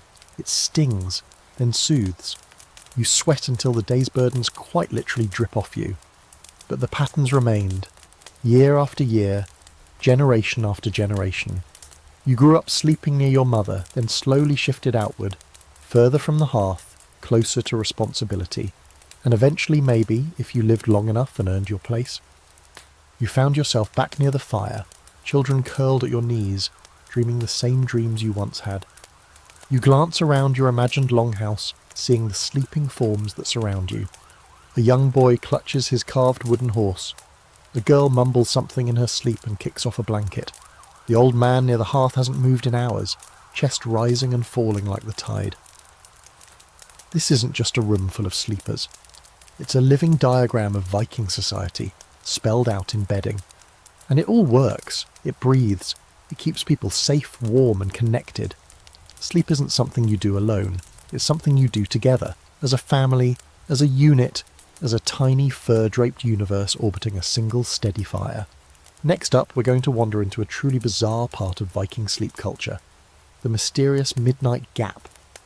Because believe it or not, these folks didn't sleep straight through the night. They woke up, on purpose, and what they did during that dark middle stretch might surprise you.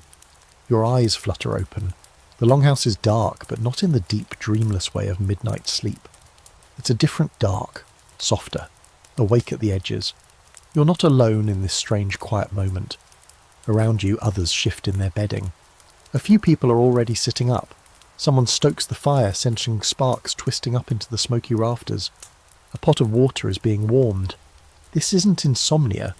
It's the midnight gap, a mysterious but very real feature of Viking sleep and something almost entirely forgotten in the modern world. Here's the strange truth. Vikings didn't always sleep in one solid block through the night. In fact, many historical accounts from across early Europe, including Scandinavia, point to a common pattern of biphasic sleep. 2 distinct sleep periods with a wakeful stretch in the middle. You'd go to bed a little after sunset, sleep deeply for 3 or 4 hours, then wake up naturally, not panicked or groggy, but calm. You'd stay awake for an hour or 2. Then, without fuss, you'd drift back down into a second round of sleep that carried you through until dawn. Right now, you're in that gap, not tossing and turning, just awake, and so are several others. This time wasn't seen as a problem. It was an opportunity. Some people prayed, others tended to quiet chores, checking the fire, mending clothing, or stretching limbs stiff from hard work. You might sit with someone near the fire and whisper about your dreams, or your plans for tomorrow, or nothing at all. Intimacy often bloomed here, in the hush of the midnight hours. In fact, some Norse texts suggest that this was the most common time for couples to slip under the same blanket and get a little closer. And no one was rushing. This gap wasn't an interruption. It was part of the rhythm. Your body knew it, expected it. And if you let it happen, it didn't ruin your sleep. It deepened it. Gave you 2 entries into the dream world instead of 1. Let's talk about why this happens. Scientists now know that without artificial light, the human brain naturally leans toward biphasic sleep. If you remove screens, clocks, and electric bulbs, and you live by the light of the sun and fire alone, your circadian rhythm settles into 2 blocks of rest. It's actually more natural than our modern 8 hours straight or die model. In other words, the Viking way might have been the healthier one all along. So what do you do with this wakeful spell? You sit up slowly, pull on a wool tunic, and tiptoe to the hearth. The fire's still warm. Someone hands you a clay cup, warm milk maybe. A few others are awake, eyes sleepy but calm. Someone's whispering a story about a seal that turned into a woman and vanished under the ice. It's an old tale, one everyone knows, but it sounds different at this hour, like it's closer to being true. This quiet stretch is spiritual too. The veil between worlds was thought to be thinner at night, especially during this gap. If you were going to see a vision, feel a presence, or receive a whisper from the gods, it would likely be now. Some people left small offerings outside during the gap, bits of bread, a splash of mead, a carved token for spirits or ancestors. The wind outside feels different at this hour, like it's holding its breath. You listen to it and think, anything could be walking out there. And then there's the writing. Well, what writing existed? In later sagas and folklore, there are references to this midnight time as a period of insight. People might compose poetry, receive prophetic dreams, or come up with decisions they couldn't reach in the busy hours of the day. This wasn't productivity in the modern sense. No one was forcing themselves to get ahead. It was a kind of meditative window. You were awake, not because you had to be, but because you were meant to be. Now for a delightfully strange fringe detail. Some Viking Age calendars and rune stones mark periods of first sleep and second sleep, especially during winter months. These weren't casual notes. They were embedded into timekeeping. That means this wasn't a weird quirk. It was standard. Even prayers and blessings were sometimes timed to this midnight phase, whispered by the fire while the rest of the world was between breaths. Of course, not everyone agrees on how widespread biphasic sleep really was. Some scholars argue it might have been limited to rural areas or particular seasons, especially during the long dark winters. Others suggest it was far more universal before industrialization reshaped how we sleep. But the idea persists, that for thousands of years, including during the Viking Age, waking up in the middle of the night wasn't a problem. It was a gift. Back in the longhouse, you've started to feel it again. The weight behind your eyes, the subtle pull of sleep returning. Your limbs are soft. Your thoughts are cloudy. Someone has already drifted back onto their bedding, pulling their furs over their shoulders. You follow suit, sliding down into your place, the fire's glow still dancing behind your eyelids. This second sleep is often the deepest. You've burned off the surface rest. You've said your quiet words to the gods or the wind or the woman by the fire. Now your body sinks into that luxurious, unhurried depth where dreams stretch longer and stranger. You don't need to force it. It comes naturally, gently, silently, as if you're falling backward into warm black water. And so you go deeper this time, more fully. No alarms, no clocks, no guilt. Just the sense that this is exactly how it's supposed to be. Next, we'll look at how this Viking sleep rhythm adjusted with the changing seasons. Because when the sun barely sets or never rises at all, sleep becomes a moving target. and the Norse had clever ways of adapting to nature's mood swings. Time gets weird up here in the north. You're waking now, slowly, in a Viking longhouse, eyes blinking open to what should be morning, but there's no bright sunburst, no golden beams through a bedroom window, just a dim blue haze filtering through cracks in the timber, and the lingering warmth of a fire still burning low. You don't check a clock, you feel the time, and depending on the season, it could be 6 a.m. or it could be midday, because in Viking lands the seasons don't just shift your schedule, they rewrite the whole script of when and how you sleep. In winter, as we've already seen, the nights are long, dark stretches for 18, 20, sometimes more hours, especially closer to the Arctic Circle. You sleep in layered cycles, deep and drawn out, moving slowly through dreams and waking. But now, let's turn the wheel of the year forward. Because as winter fades and the days start to lengthen, something wild happens. The sun refuses to leave. Welcome to the endless summer of the north, midnight sun territory. Depending on where you live, there may be a full month where the sun never fully sets. It dips toward the horizon and then rises again, just looping endlessly like a celestial insomniac. And that light, it pours into every crevice. Over the fields, across the water, through the cracks in the roof beams. All day, all night, non-stop. You might think this would destroy any hope of sleep. How can you drift off when it's bright outside at midnight? But the Vikings adapted. They didn't wage war against the light. They flowed with it. In these seasons, sleep became shorter, more flexible, and often spread out in smaller, more frequent naps. You might sleep deeply for a few hours in the middle of the night, then again in the heat of the afternoon, or you might simply go longer stretches without rest, only to crash harder the next night. There wasn't a rigid schedule. There was rhythm. You're living more outdoors now. The snow has melted, the world smells like pine and soil again, and your days are packed with fishing, boat repair, livestock birthing, and long treks into hills blooming with life. There's urgency in the air. Summer is a season of motion, of doing. And because the growing season is short and harvest comes quickly, sleep takes a slight back seat. Not neglect, just adjusted. You sleep lighter. You wake earlier. You doze when you can. Inside the longhouse, the heavy winter bedding is being packed away. Lighter furs and wool layers now drape the platforms. Ventilation slats are pried open. The air feels cleaner, fresher.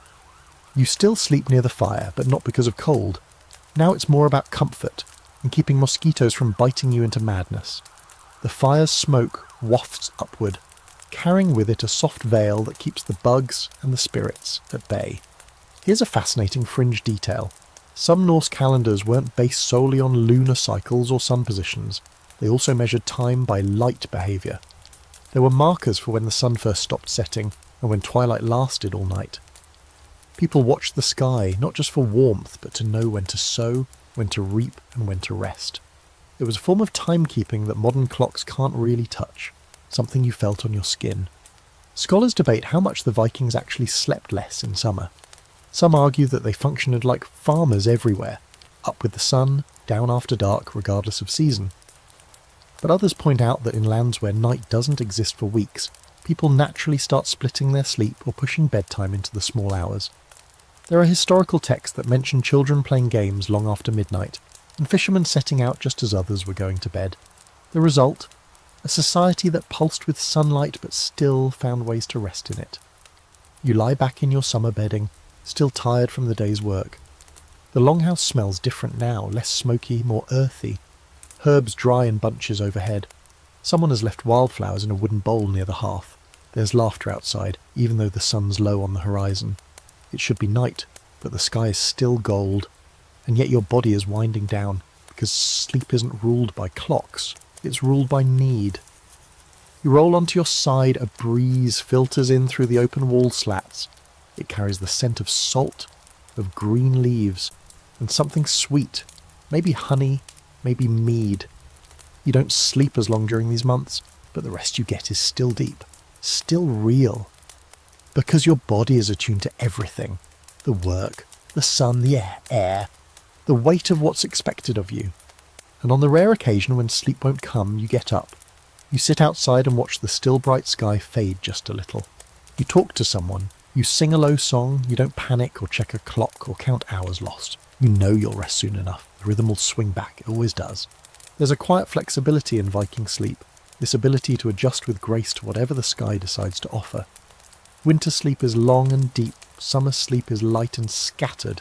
Spring and fall are transition seasons, recalibrating your body with each passing week. And through it all, no one's trying to enforce some universal ideal amount of sleep. There's no shame in napping, no judgment in resting when your body says stop. It's something worth remembering now, as you pull the wool up over your chest and close your eyes in daylight. Sleep doesn't have to be a fight. It can be a dance, a moving, shifting pattern that adapts with the seasons, the weather, and the story your body is telling that day. And speaking of stories, in the next section, we're going to knock back a little something special. Because when the sun sets late and the fire's low, sometimes Vikings needed a little help winding down. Let's talk mead, mushrooms, and other natural sleep aids that added a dash of magic to Viking dreams. You've just finished eating your evening meal, some stewed greens, maybe a hunk of salted meat, and now someone's passing you a horn. Not the loud, blow into it kind. This one's been hollowed, polished and filled with golden liquid that smells faintly of apples and flowers. It's mead, the drink of poets and warriors, of hearth fires and fading conversations. You take a sip, and there it is. Warmth, sweetness, a slight burn at the back of your throat. It's not just a drink, it's a ritual. And tonight, like most nights, it's helping you wind down into sleep. The Vikings didn't have Ambien or herbal teas stacked on a kitchen shelf, but they did have mead, and they had mushrooms, and herbs, and concoctions brewed by women who knew exactly which leaf or root could help a restless body settle. Sleep was a necessary part of survival, and like everything else in Norse life, it was aided by the gifts of the land, and occasionally a little alchemy. Let's start with mead, because it's the star of this evening's scene.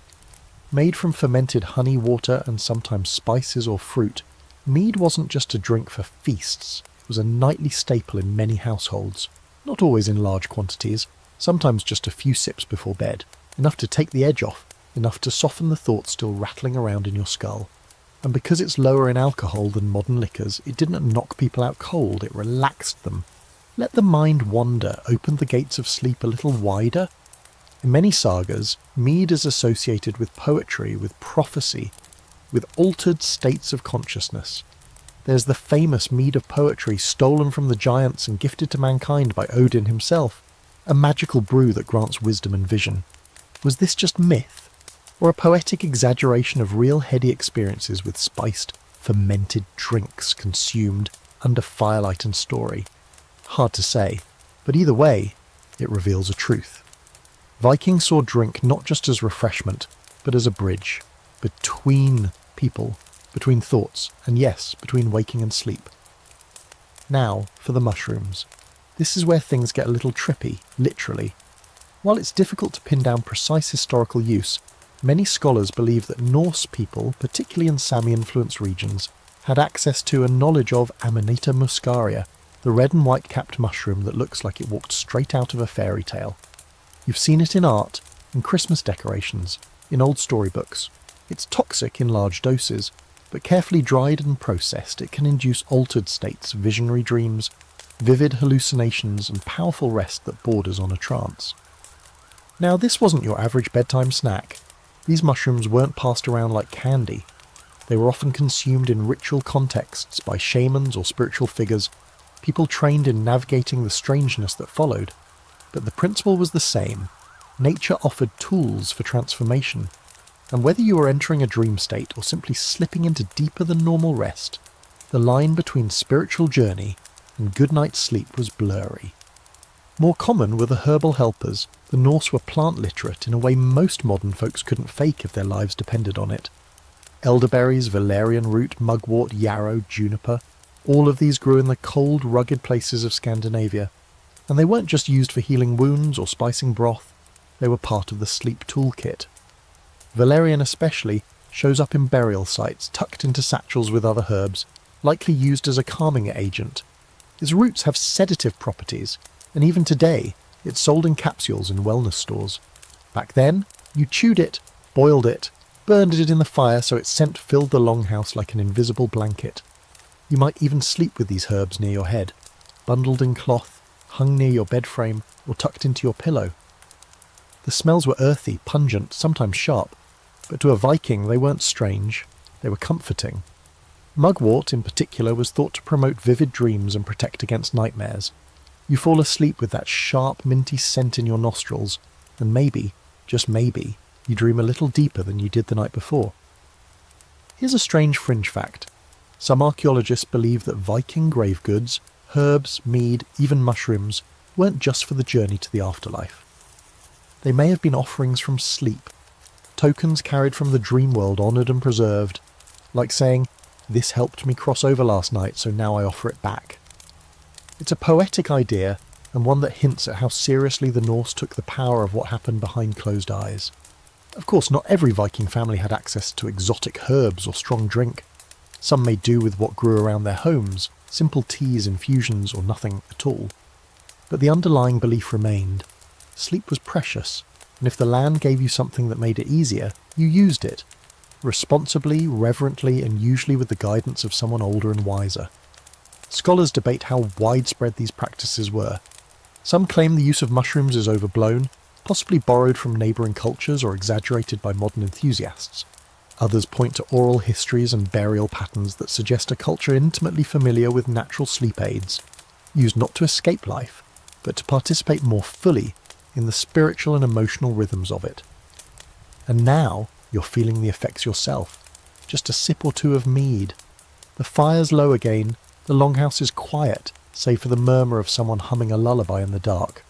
You're not drunk, you're not drugged, you're ready. There's no resistance in your limbs, no tension behind your eyes. Your thoughts slow, the fire's light pulses like a heartbeat, and your body gives in, not like it's losing a battle, but like it's surrendering to something sacred. You shift onto your side, the scent of crushed valerian still on your skin, and feel the drift begin. Sleep comes easily, helped by the land, the people, and the rituals passed down through generations. You're not escaping the world, you're entering another layer of it. And next we'll explore what happens on the other side of that layer, when you wake up without alarms, schedules, or Monday dread. Because the Vikings had no clocks, but somehow they always woke up exactly when they needed. You sit in that heat for a long while, not timed, not structured, just until your muscles stop complaining and your thoughts quiet. You drink water or a light herbal brew. You talk if you want, or just listen to the hissing stones and the shuffle of bodies adjusting in the steam. And then, when you've had enough, when your body is limp and your joints feel like honey, you step outside, and the cold hits you. It shocks your skin, clears your lungs, and reboots your brain like plunging your face into snow, which, by the way, some Vikings did, running from the sauna into snowbanks or dipping into cold rivers in the warmer months. It's not just machismo, it stimulates blood flow, tightens the skin, and floods you with endorphins. It's a full-body reset. A pre-bed ritual that says to every system in your body, "Okay, you've done enough, time to sleep." Here's a fascinating fringe fact. In Iceland, even today, many homes are built with hot water access for bathing and steaming, a cultural holdover from this ancient Viking practice. Bathing wasn't occasional. It was routine. There are even recorded laws and customs related to sauna behaviour. Who entered when, how long they stayed, and what happened inside. This wasn't a novelty. It was a way of life. Cleanliness in the Norse world had status. The myth that Vikings were all dirt and blood is, well, mostly nonsense.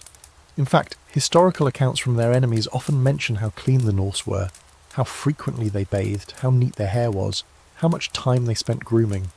Sleep was a sacred act, and entering it clean was part of the respect. But it wasn't just hygiene. This was about transition. The bathhouse was the in-between space, where the body moved from labour to rest. You didn't collapse into bed filthy and frenzied. You arrived at sleep. Slowly, intentionally, heated, loosened, softened. If sleep was a ritual, the sauna was the invocation. There's some scholarly debate about how widespread or frequent sauna use truly was. Archaeological evidence varies across regions. Finland, Sweden, Norway, and Iceland all had different environmental factors and resources. Some historians argue that daily use was more common in certain areas, while others used saunas primarily on specific days or for ceremonial cleansing. But few deny the presence of heat bathing in Viking life. It shows up in sagas, law codes, even poetry, and for women especially, the sauna was more than functional, it was social, a place to talk, share stories, pass down knowledge. Sometimes childbirth happened here, healing ceremonies, rituals for fertility or protection. Even the dead were sometimes washed and prepared in these heated spaces. It was a womb and a tomb, place of beginning and ending, all wrapped in steam. You're walking back now from the sauna, skin still steaming in the cold air. You feel light, not just clean, but emptied, like someone poured the day out of you and left only the essentials behind. Your legs are warm, your spine loose, your face flushed and open. You climb back into the longhouse with a deep breath, the scent of smoke and herbs wrapping around you like a second skin. Now, when you lie down, there's no tension, no tightness in your shoulders, no stiff knees or knotted back muscles, just a quiet, ready body sinking into layers of fur and wool. You're not merely resting, you're recovering. The sauna gave you back your softness, and now sleep will do the rest. No wonder they slept so well. No wonder dreams came easily. When your entire evening was spent easing the body from exertion into serenity, sleep wasn't a challenge. It was the next logical step. And the Viking world, harsh, cold, brutal as it could be, still carved out this oasis of warmth and comfort, a reminder that even the toughest lives deserve gentleness. Next we'll step outside again, but this time into how the Vikings weathered the most violent parts of the world around them. Let's explore how their architecture and sleep systems held up when storms, beasts and the unforgiving elements tried to barge in, because it's not a good night's rest if the roof caves in. The wind is howling again. You hear it outside the longhouse, long, low, guttural, like some ancient creature circling the structure, sniffing for a way in. Snow taps against the roof in sharp little gusts, and the trees groan like they're remembering storms from centuries past. But inside, it's still, warm, steady. You're lying beneath your furs, listening to the storm rage, but your body doesn't flinch. You're not worried, you're not reaching for your emergency phone, because the Vikings built their homes like bunkers, wooden fortresses disguised as barns, and these walls have already survived more winters than you have. Let's talk about the architecture for a minute, because it's the unsung hero of Viking sleep. The longhouse wasn't just a clever place to eat or work and store a bunch of animals, it was a storm-proof cocoon, built with thick timber logs often layered and notched with precision. These homes were designed to take a beating. Wind slides right over the curved roof, snow piles up and acts like free insulation. Rain, the steep pitch of the thatch sends it running off the sides before it can find a crack to sneak through. And here's the key. The longhouse flexed. It wasn't a stiff box waiting to break. The wooden beams were joined in a way that let the house shift slightly with pressure, bending under snow loads or bracing against hard winds. You know that satisfying creak old houses make during a storm? Yeah, imagine that, but on purpose. It's like the house is alive, moving with the weather, not fighting it. Inside, you feel the difference. You're not lying awake, shivering, wondering if the roof will collapse. You're surrounded by warmth, literal and emotional. The fire still burns, the logs don't shake. Someone turns in their sleep beside you, pulling a blanket tighter. You listen to the outside noise and realise it's actually comforting. Proof that you're protected. A lullaby, if you let it be. Now, consider the door. Just one, usually low and thick, with a heavy timber bar across it at night. You duck to enter and exit, which helps trap heat, but it also serves a defensive function. The Vikings weren't paranoid, but they were prepared. Whether it was wolves, bandits, or spirits, the longhouse wasn't just shelter, it was sanctuary. That locked door wasn't symbolic, it was survival. And it wasn't just the walls that helped you sleep through storms. It was the people. You didn't lie there alone, wondering if you were the only one awake, the only one listening to the roof groan. You were surrounded by kin, by friends, by creatures that trusted you. The weight of other bodies, of shared breath and quiet snoring was its own kind of defence. The longhouse was loud with life, and that noise made you safe. Fringe fact for you, some Norse longhouses were partially built into the earth. Dug into hillsides or with turf piled high around the walls, these homes used the ground itself as insulation. Earth doesn't just hold heat, it muffles sound. Which means during a snowstorm or a wind howler, the noise outside was reduced even further. You were sleeping in something halfway between a cabin and a cave. The fire, of course, played its part. Kept low and steady overnight, It wasn't just for warmth. The light of the embers made it easier to orient yourself in the dark if you woke. No pitch black fumbling, just a red-orange glow, like the heartbeat of the house itself. And the hearthstone stayed warm long after the flames died down, radiating heat through the floorboards. You could literally feel the house breathing warmth back into you. There's some academic debate about just how weatherproof these structures were. Some scholars say that the longhouses leaked, that the smoke caused breathing issues, or that drafts still made winter nights brutal. Others argue that Viking engineering, particularly in Iceland and coastal Norway, was advanced enough to create genuine comfort even in sub-zero temperatures. But no matter where they fall, most agree on one thing. The Viking sleep environment was resilient. It didn't chase perfection, it chased survival with comfort. And then there were the animals. Yes, the goats, the cows, the dogs and cats and chickens. They were part of the system.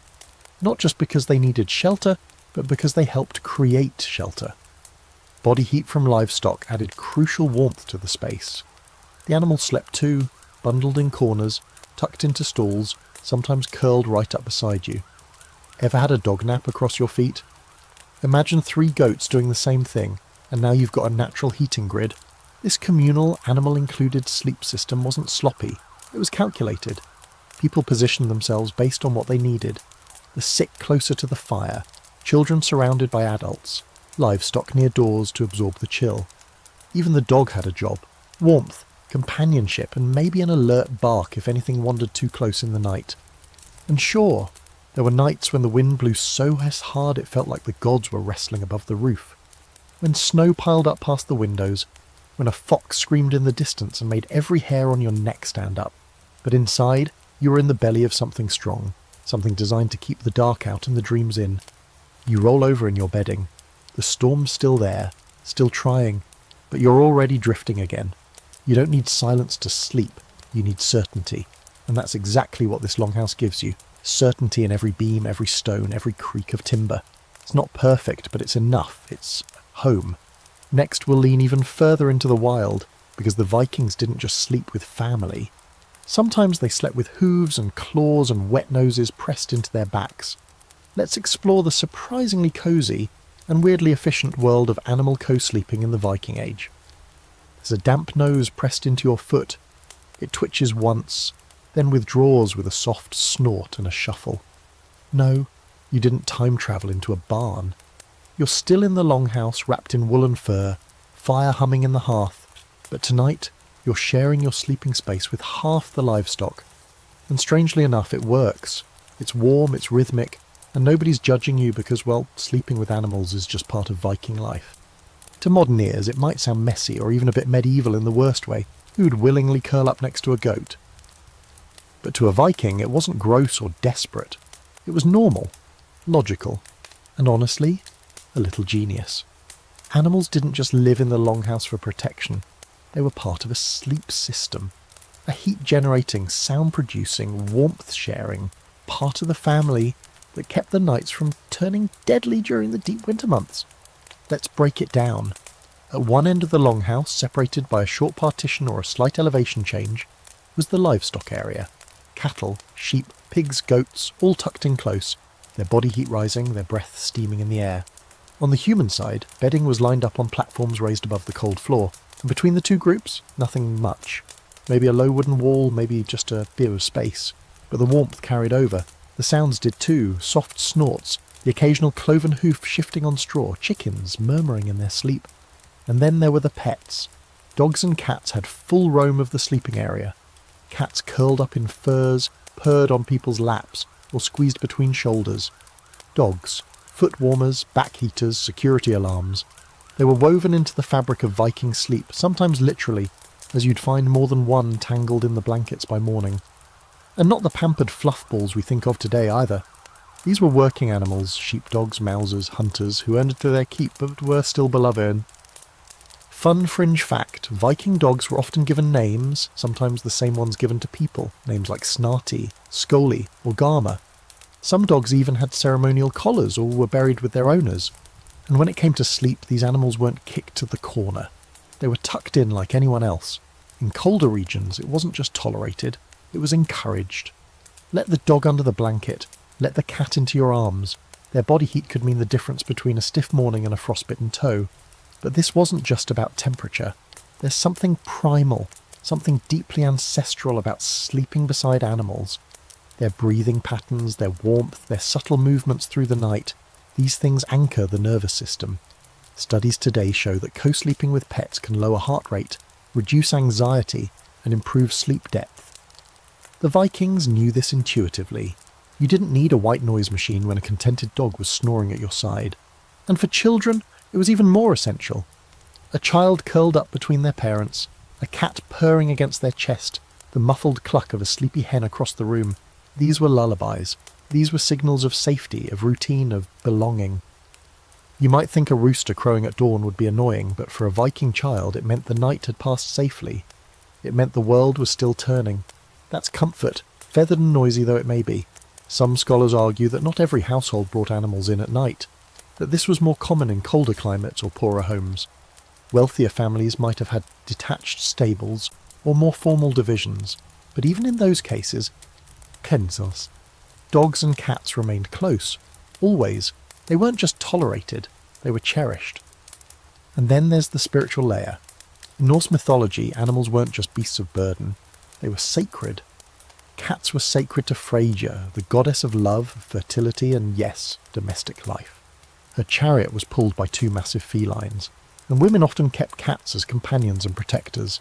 Dogs were associated with Garma, the hound of hell, and were seen as guides and guardians in both life and death. Sharing your bed with them wasn't just practical, it was symbolic. It meant protection, loyalty, and connection to the gods.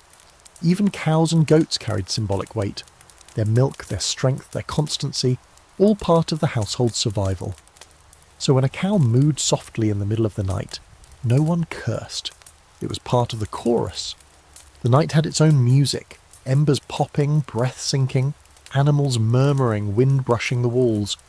It wasn't a sterile sleep environment. It was alive. And there's something else, something quieter.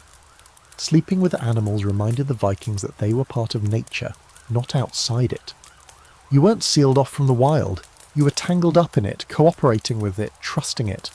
You might have just come home from a raid or a hunt or a long bitter day in the fields, but by nightfall you were lying in shared heat with a goat that would provide milk tomorrow, or a dog who'd guard your children while you slept. That's not mess.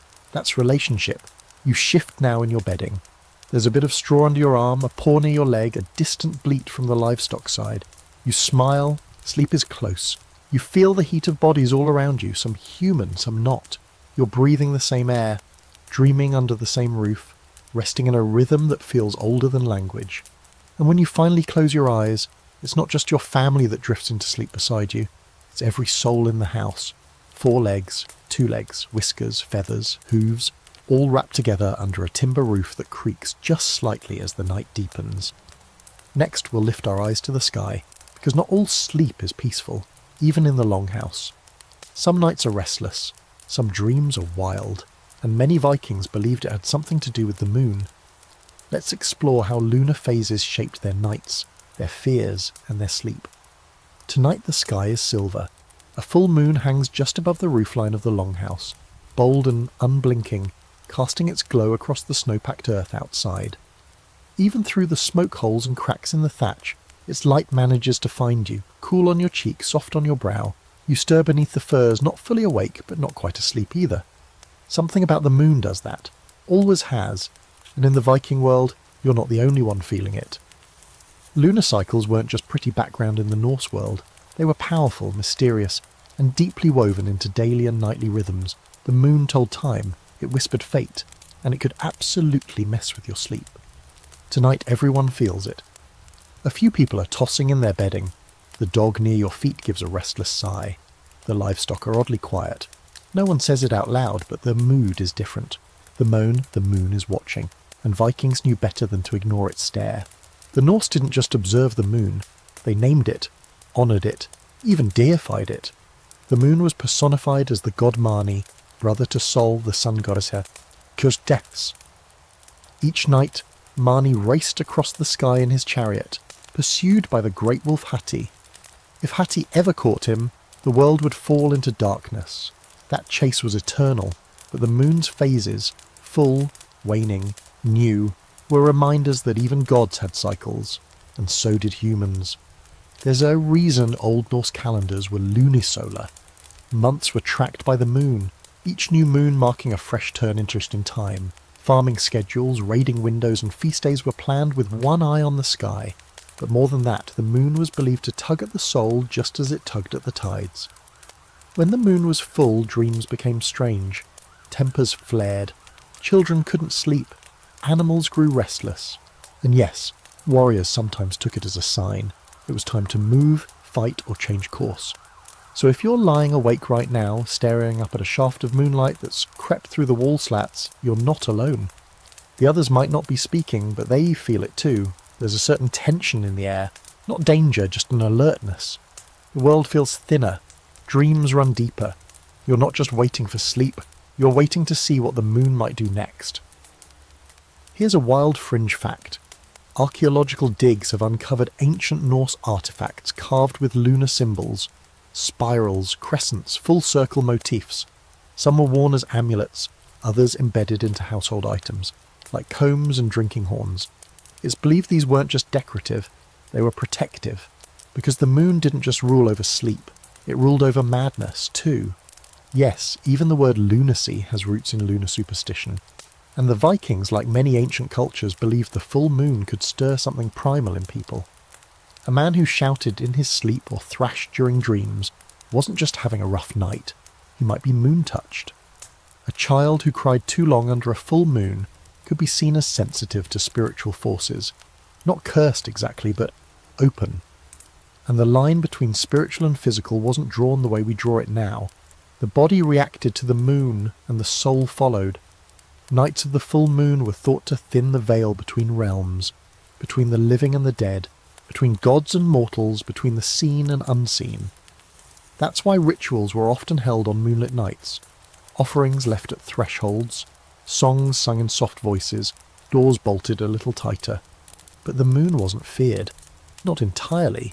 It was also revered, especially by women, who tracked their own cycles by its phases, who timed births and ceremonies to its rhythms. The moon gave structure to life, even when it made sleep a little slippery. Some households even embraced the restlessness. A full moon meant extra time around the fire, stories told longer, laughter a little louder. You couldn't sleep? Fine, that meant more time to live. And in that strange middle ground between rest and wakefulness, the best dreams often came. You'd lie still, heart thudding gently, unsure if you were drifting or rising, and then you'd see something, a mountain with eyes, a river that whispered your name, a god who stepped down from the stars to speak a sentence you'd forget by morning. You'd wake sweating or smiling or both. That's the moon. That's what it does. Modern science is finally catching up. Studies suggest that the full moon can indeed alter sleep patterns, reducing deep sleep, delaying REM cycles, and causing people to wake more often. The theories range from evolutionary holdovers to biological light sensitivity, but the conclusion is clear. The moon does something. And the Vikings? They knew. Not from studies, but from centuries of watching, feeling, dreaming under its glow. So tonight, you're half awake, bathed in silver light. The room is quiet, but not entirely still. Someone sighs across the hall. A dog stands, stretches, and then settles again. You wonder if you should sit up, speak, share the strange dream still lingering behind your eyes. But instead you lie back, letting the moonlight trace your face, and you accept it for what it is. Not a disturbance, but a visitation. Eventually sleep returns, slowly, quietly. The moon watches as your breath evens out and your body releases the last bit of tension. You may dream again, you may not, but you've shared a night with Marnie, and that alone makes it sacred. In the next section, we'll dive into a more tender topic, how love and intimacy shaped Viking nights. Because sleep wasn't always solitary, and under those furs, warmth came in more ways than one. The fire is low, just a cluster of glowing embers tucked into the centre of the longhouse floor. The heavy breathing of the sleeping fills the air, punctuated by the soft creak of wood, the occasional rustle of blankets, and a gentle sigh from someone shifting in their sleep. But under one of those fur piles, two people are still awake, their bodies pressed close, their voices barely more than breath. In the Viking world, sleep and intimacy weren't separate experiences. They shared the same space, the same bed, and often the same rhythm. And here in the flickering dark, warmth comes from more than just firelight. We tend to imagine Viking life as hard-edged, cold seas, brutal battles, icy stairs, but that's only half the picture. These were also people who knew how to be tender, who understood the body not just as a tool for war or labour, but as something to be cherished. And when the day's work was done and night crept in like a blanket, touch wasn't just allowed. It was vital. There's no privacy curtain, no separate room. But intimacy wasn't exactly a secret either. In a longhouse where entire families slept within a few yards of each other, couples found their own quiet, invisible ways to be close. A shift in the blankets, a hand brushed over hip or shoulder, a whispered word in the dark. The Viking world made space for this, not just as pleasure, but as connection, as comfort, as human necessity. Marriage in Viking society was often practical, tied to property, alliances, and clan survival. But that doesn't mean it lacked affection. Many couples grew close, and some sagas even speak of deep, abiding love. Husbands and wives who stayed by each other's sides through battles, famines, and long winters. And in the quiet hours of the night, they curled around each other, not just for heat, but for the grounding reminder, you are not alone in this world. And it wasn't always marriage either. Norse culture made room for different kinds of partnerships. Lovers, hand-fasting arrangements, widows and widowers who found companionship again. It wasn't all rigid structures and moral policing. Vikings were pragmatic. If it kept people warm, bonded and emotionally sane during a 7-month winter, it was probably fine. And here's a fringe fact that might surprise you. Sleeping together was sometimes written into contracts, literally. In some surviving marriage documents, clauses include language about sharing the bed and blanket, making physical closeness part of the deal. It wasn't about scandal or secrecy, it was about honesty. This was a world that acknowledged bodies and needs and didn't tiptoe around them. You're lying there now, half awake, half asleep, someone's breath on the back of your neck, a leg draped lightly over yours. The blanket traps the shared heat, but there's something even warmer about the weight of another body, the security of touch.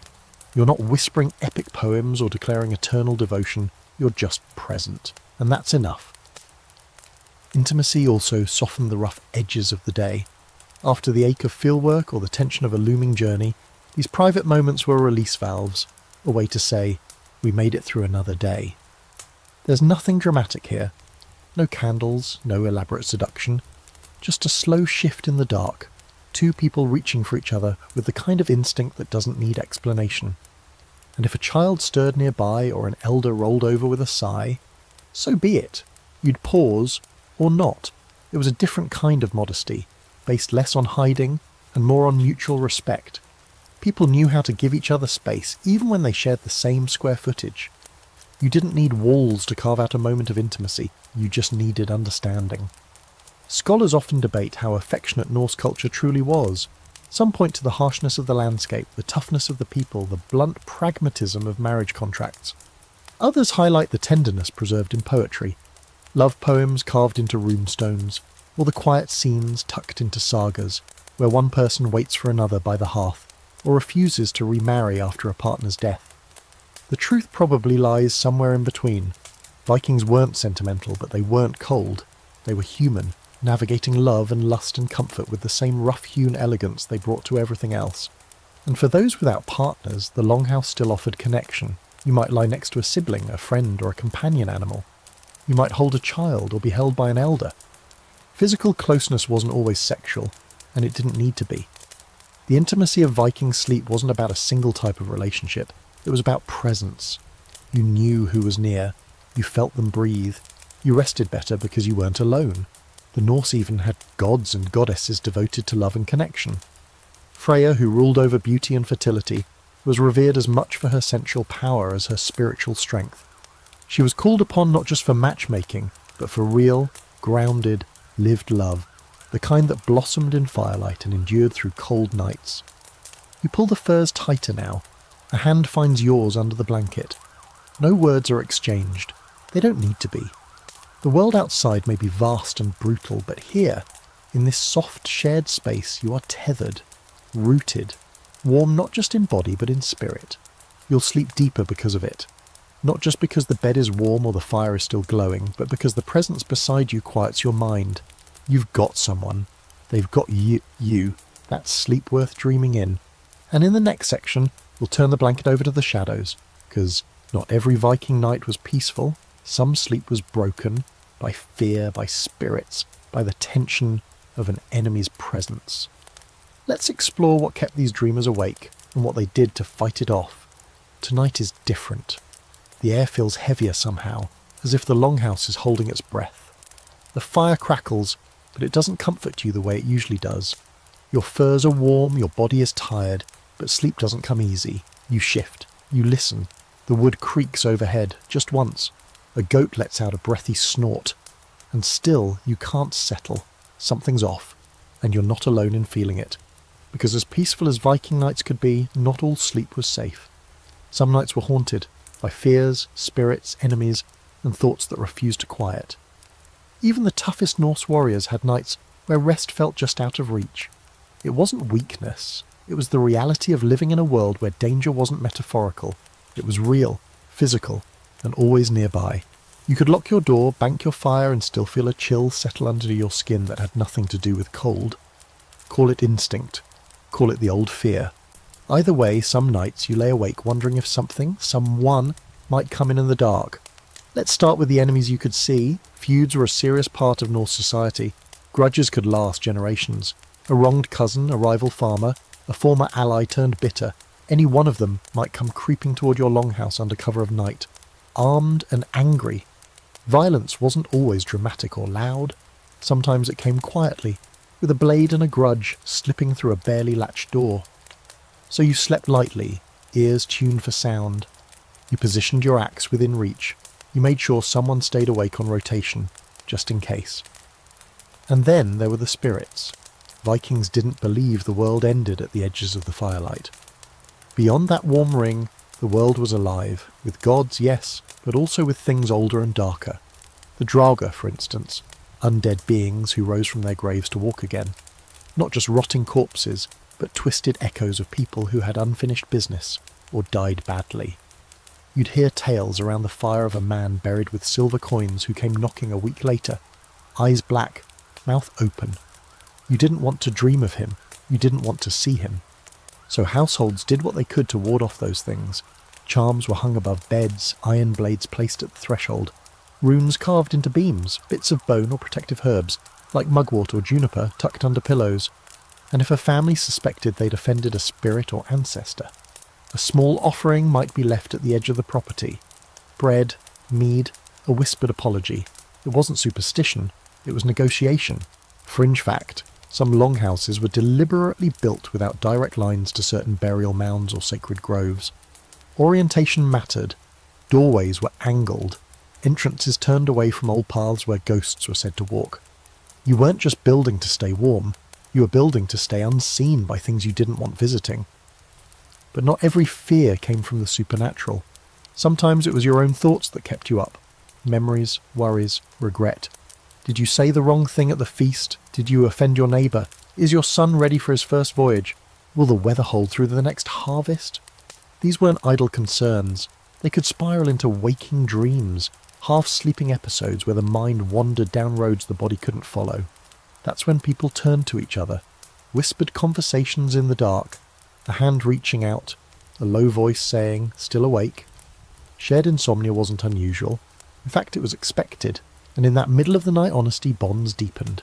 It wasn't about fixing anything. It was about being heard, and if you were alone in your restlessness. That's when the rituals kicked in. Some sat by the fire and stirred the coals, thinking of ancestors. Others chewed calming herbs or recited protective chants.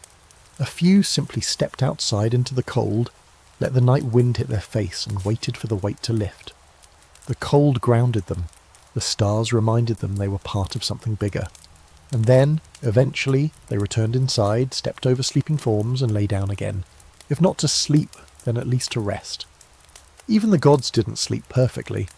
Odin, ever restless, sacrificed an eye for wisdom, and often wandered in disguise, sleepless and searching. His dreams were not always peaceful. He dreamed of war, of Ragnarok, of futures he couldn't prevent. If the Allfather himself didn't always find comfort in the dark, what chance did a humble farmer or sailor have? That knowledge strangely comforted people. Even the gods struggle. Even they pace the long halls at night. Modern scholars sometimes question just how common these fears were. Were the Vikings really afraid of ghosts? Did they truly believe in restless dead? Or were these just stories meant to keep kids from wandering too far at night? It's hard to say, but when you look at how often these ideas appear in burial customs, house design, family sagas, it's clear that night held meaning beyond sleep. It was watched, and so were you. You turn now, eyes closed, trying again. The sounds of the longhouse are familiar. Breathing, fire, maybe a whisper, maybe the soft click of an animal shifting. You remind yourself that the door is barred, that your kin are near, that you've placed the charm above your bed just in case. You breathe slower. You let the thoughts quiet, one by one. Sleep won't always come quickly, but it always comes, and when it does, it carries you away, past the ghosts and the grudges, into a realm where none of it can touch you. And in the next section, we'll climb aboard the dragon-prowed ships and feel what it was like to sleep on the sea. Because yes, Vikings slept on boats while rocking through storms and dodging rocks, and somehow they made that rest count too. The sea rocks you like a cradle, with calloused hands. One moment you're rising, cradled by the gentle roll of a wave, the next you're dropping fast into a trough, your stomach following half a second behind. It's not peaceful. It's not quiet. But it is familiar. You're wrapped in your wool cloak, spine pressed against the curved hull of a Viking longship, head tilted toward the stars. You're trying to sleep, surrounded by men who smell like salt sweat and smoked fish. And somehow you might just pull it off. Sleeping at sea wasn't a luxurious affair. It was rough, cramped and exposed. You had no cabin, no bunk, no feather pillow to sink into. Viking ships weren't designed for comfort. They were floating muscle, all lean wood and raw nerve. Long and narrow, with no below-deck chamber, they demanded that you sleep under the sky or not at all. And you did, because sleep was essential, even if the sky was spitting rain and the boat creaked like an old man's knees. The key, as with so much in Viking life, was adaptation. You learned how to fold your cloak just right to keep out the spray. You figured out which parts of the ship moved the least. You shared body heat with the man beside you, whether you liked him or not. And you slept in shifts because someone always had to watch the sea, the wind and the horizon, just in case it decided to bite back. But let's back up a second. These weren't little Sunday sailboats. A typical Viking longship could stretch up to 70 feet, with a crew of 30 to 60 men, each with their own oar, their own pack and their own exhaustion. When the oars weren't needed, say during a long drift across a glassy fjord or a calm night under sail, those men took turns resting, collapsed between the ribs of the ship like sacks of barley. There were no beds, of course. You made do with what you had. Maybe a straw-filled sack if you were lucky, or a dry patch of sailcloth. You curled up wherever the deck let you, sometimes on your side, other times flat on your back, hands folded across your chest like a man preparing for burial. The stars overhead reminded you of exactly how small your ship was on this endless black ocean. And sometimes that was oddly comforting. One fringe fact for you, Vikings didn't just sleep on ships, they sometimes slept in them permanently. When a chieftain or important figure died, their ship could become their grave. Literally. Buried on land with treasures, weapons, and even sacrificed animals or slaves, these ship burials were both tombs and time capsules. The idea was simple. The ship carried you through life, and it would carry you into the next world too, hopefully after some solid celestial shut-eye. But while you're still alive and trying to rest mid-journey, the experience is different. The sea is never silent. Water slaps against the hull. Ropes creak. A sail flaps once violently. Someone near you coughs or mutters in their sleep. Another man is on watch, humming a tune you almost recognise. He's tired too, but he's upright, eyes on the dark. His job is to keep you alive while you drift somewhere between dream and alertness. And the rocking motion? For some, it's soothing. For others, it's nausea in waveform. But with time, your body adjusts. The sway becomes a lullaby. You learn to time your breathing with the motion of the ship to lean into the rhythm instead of fighting it. It's not the deepest sleep you've ever had, but it's enough. The kind of half-sleep that warriors master. One eye open, muscles still coiled, but mind just loose enough to recharge. Scholars have debated how well the Norsemen actually slept at sea. Some argue they were too uncomfortable to rest much at all, especially during high seas crossings with the relentless winds and violent swells. Others point out that these were seasoned sailors. Boys raised near fjords used to balancing on boats before they were tall enough to swing a sword. To them the deck was home, the sea was lullaby, not threat. And while there were no hammocks, some ingenuity helped. Large wool cloaks doubled as weatherproof wraps. Shields laid flat could offer protection from wind. Oars could be arranged to lean against for makeshift support. And when the boat anchored near shore or in calm harbours, you could sleep more soundly, your only worry the snoring of the man beside you or the curious eyes of a seal bobbing nearby. Of course, you weren't always resting during peaceful voyages. Some journeys were stressful, dangerous. You slept when you had to, not when you wanted. During raids or coastal landings, rest came in fast, brutal increments. A 10-minute nap before you had to row, a stolen hour after the first watch ended. And when you finally reached land again, feet unsteady on soil, you collapsed beside the fire and slept like someone who had earned it 3 times over. You turn now on your makeshift bedding. A knot in the deck presses into your ribs, but you ignore it. The stars are still there, so is the man on watch. And so is the knowledge that this ship, no matter how exposed it feels, has carried you through everything. Storms, hunger, even boredom. If you can sleep here, you can sleep anywhere. And soon you do. It's not deep, it's not pretty, but it's real. The kind of sleep that matters because it keeps you alive, keeps you sane, reminds you that even warriors, even explorers need to close their eyes sometimes and just drift. And next we'll take a look at what happened when someone couldn't sleep, because every night someone had to stay up and watch. Whether it was the sea, the longhouse, or the edge of the woods, the night watch was a sacred duty. And surprisingly, it didn't ruin their rest, it enhanced it. You're awake, and it's your turn. The fire's down to its last golden bones, and most of the longhouse is deep in sleep, breathing slow, bundled under thick furs, arms flung over children or tucked tight around stomachs. Even the goats have quieted, but not you. You're on night watch, a role so ancient it feels like instinct. Your eyes adjust to the dark, your ears tune into every creak, every sigh, every crunch of frost beyond the wall. Everyone else is dreaming. You're the one keeping the world from slipping in. Night watch wasn't punishment. It wasn't some sleep-depriving penance. It was honour, responsibility. In Viking life, someone always had to hold the line between safety and the unknown, and that line was never thinner than in the small hours, when firelight dims and dreams run strange. Whether at sea, in camp, or deep in a longhouse tucked against the forest, the job was the same: stay awake, stay alert. Let everyone else sleep knowing you were there. In a longhouse, this might mean simply sitting upright by the fire, feeding it now and then, listening for wolves or footsteps or a bad change in the wind. It meant watching the door, scanning the rafters for embers threatening to leap from the hearth and catch the roof. It meant glancing over the sleeping forms around you, your brother, your mother, your wife, your dog, and reminding yourself that they trusted you to see this through. No snoozing, no dozing, just you and the dark nodding politely to each other. At sea, the duty was harder. No fire to tend, just the slap of the water and the hiss of the wind. Your eyes had to watch for shifting stars, for the telltale swell of land on the horizon, for approaching sails that didn't belong. Sometimes you stood alone, sometimes with one other, but either way, you knew this moment mattered. And here's the surprising part.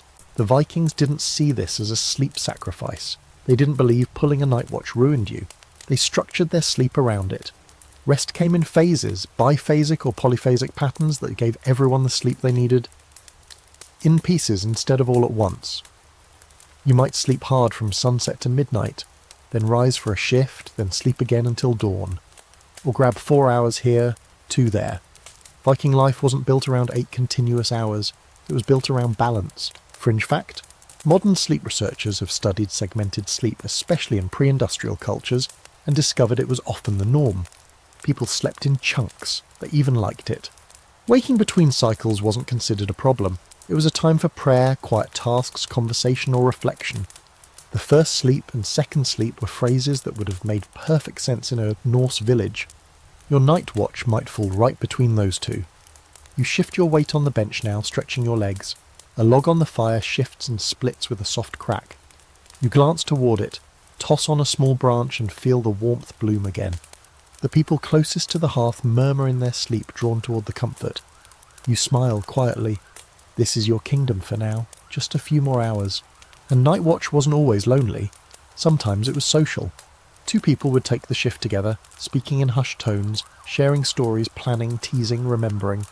These were the intimate hours, when the rest of the world slept. You found a kind of quiet honesty in each other. You could speak of fears you wouldn't admit in daylight. You could confess, you could dream out loud. But the night watch could also be spiritual. Some believed the veil between worlds was thinner then, that the gods wandered, or that the dead whispered through the cold. You weren't just guarding the door from people. You were guarding it from whatever else might be travelling through the dark. A strange noise outside wasn't just an animal. It might be a spirit or a sign. And you were there to see it first. To help yourself stay awake, you might chew bitter herbs or rub your legs to keep the blood moving. You might walk a circle inside the house, stepping carefully between sleepers, or pace the edge of the camp just beyond the firelight, feeling the cold sharpen your thoughts. Sleep tugged at you, sure, but the job mattered more. And when your watch ended, when the next soul stirred and rose, rubbing eyes and reaching for their cloak, you passed the torch, literally or metaphorically. You nodded to them, you lay down. And here's the beautiful part. You didn't collapse in exhaustion. You welcomed sleep. It came fast, thick, like the reward it was, because you'd earned it, not just with muscle, but with presence. Some scholars speculate that this pattern of sleeping in shifts, of integrating wakefulness into the night, may have contributed to Viking resilience. While other societies feared the dark, the Norse lived in it. They weren't afraid of a broken night. They used it. You weren't a lesser person because you missed a full cycle. You were part of a rhythm bigger than one body. You glance around now, the others are still sleeping. A child has rolled halfway out of their bedding and you gently tuck them back in. The dog near the door stirs, raises its head, then settles again, reassured by your presence. And the wind outside, it's rising. You note the change. You'll tell the others at breakfast. But for now, you simply watch. Your shift is almost over. Soon someone else will rise and take your place, and you'll finally close your eyes, muscles relaxing all at once, sleep rushing in like a tide. You'll rest easy, because tonight you held the night back just long enough for the others to dream in peace. Next we'll wrap up our journey by stepping back and asking, what have we learned? What did the Vikings do right that we've forgotten? And how can we bring it back?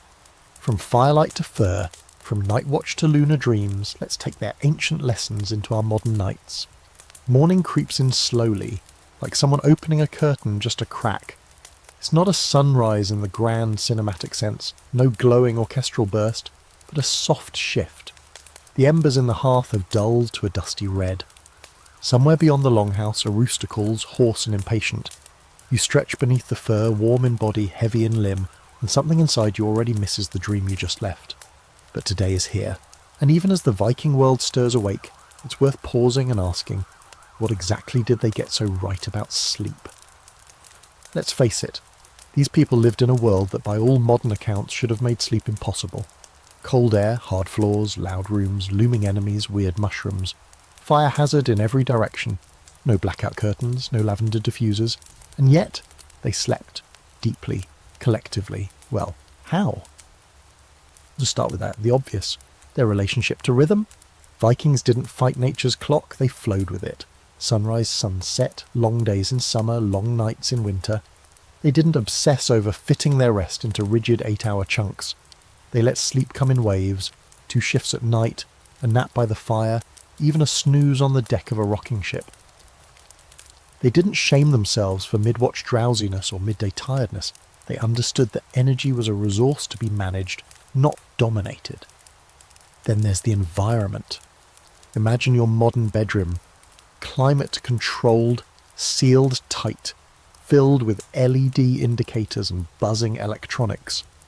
Now picture the longhouse, open-air circulation, cold enough to trigger a drop in core temperature, which science now tells us helps with deep sleep, and darkness that was actual darkness, not a faint glow from the neighbour's porch light. Their nights were built for restoration. They weren't fighting off light pollution. Their sleep space, shared and natural, was tuned to biology, not convenience. And let's not overlook the materials. Fur, wool, feather, straw. These weren't design choices. They were survival strategies.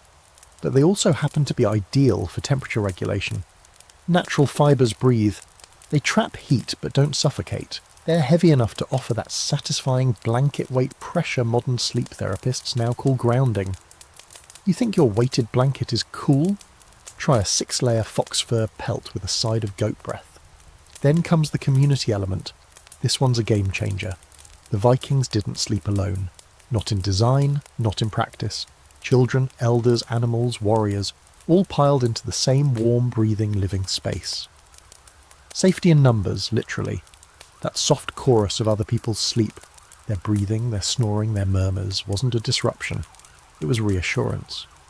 Your nervous system relaxed because it knew you were surrounded. Alone, you were vulnerable. Together, you could finally let go, and touch, constant. Not necessarily romantic, though that was part of it, but touch as a human right.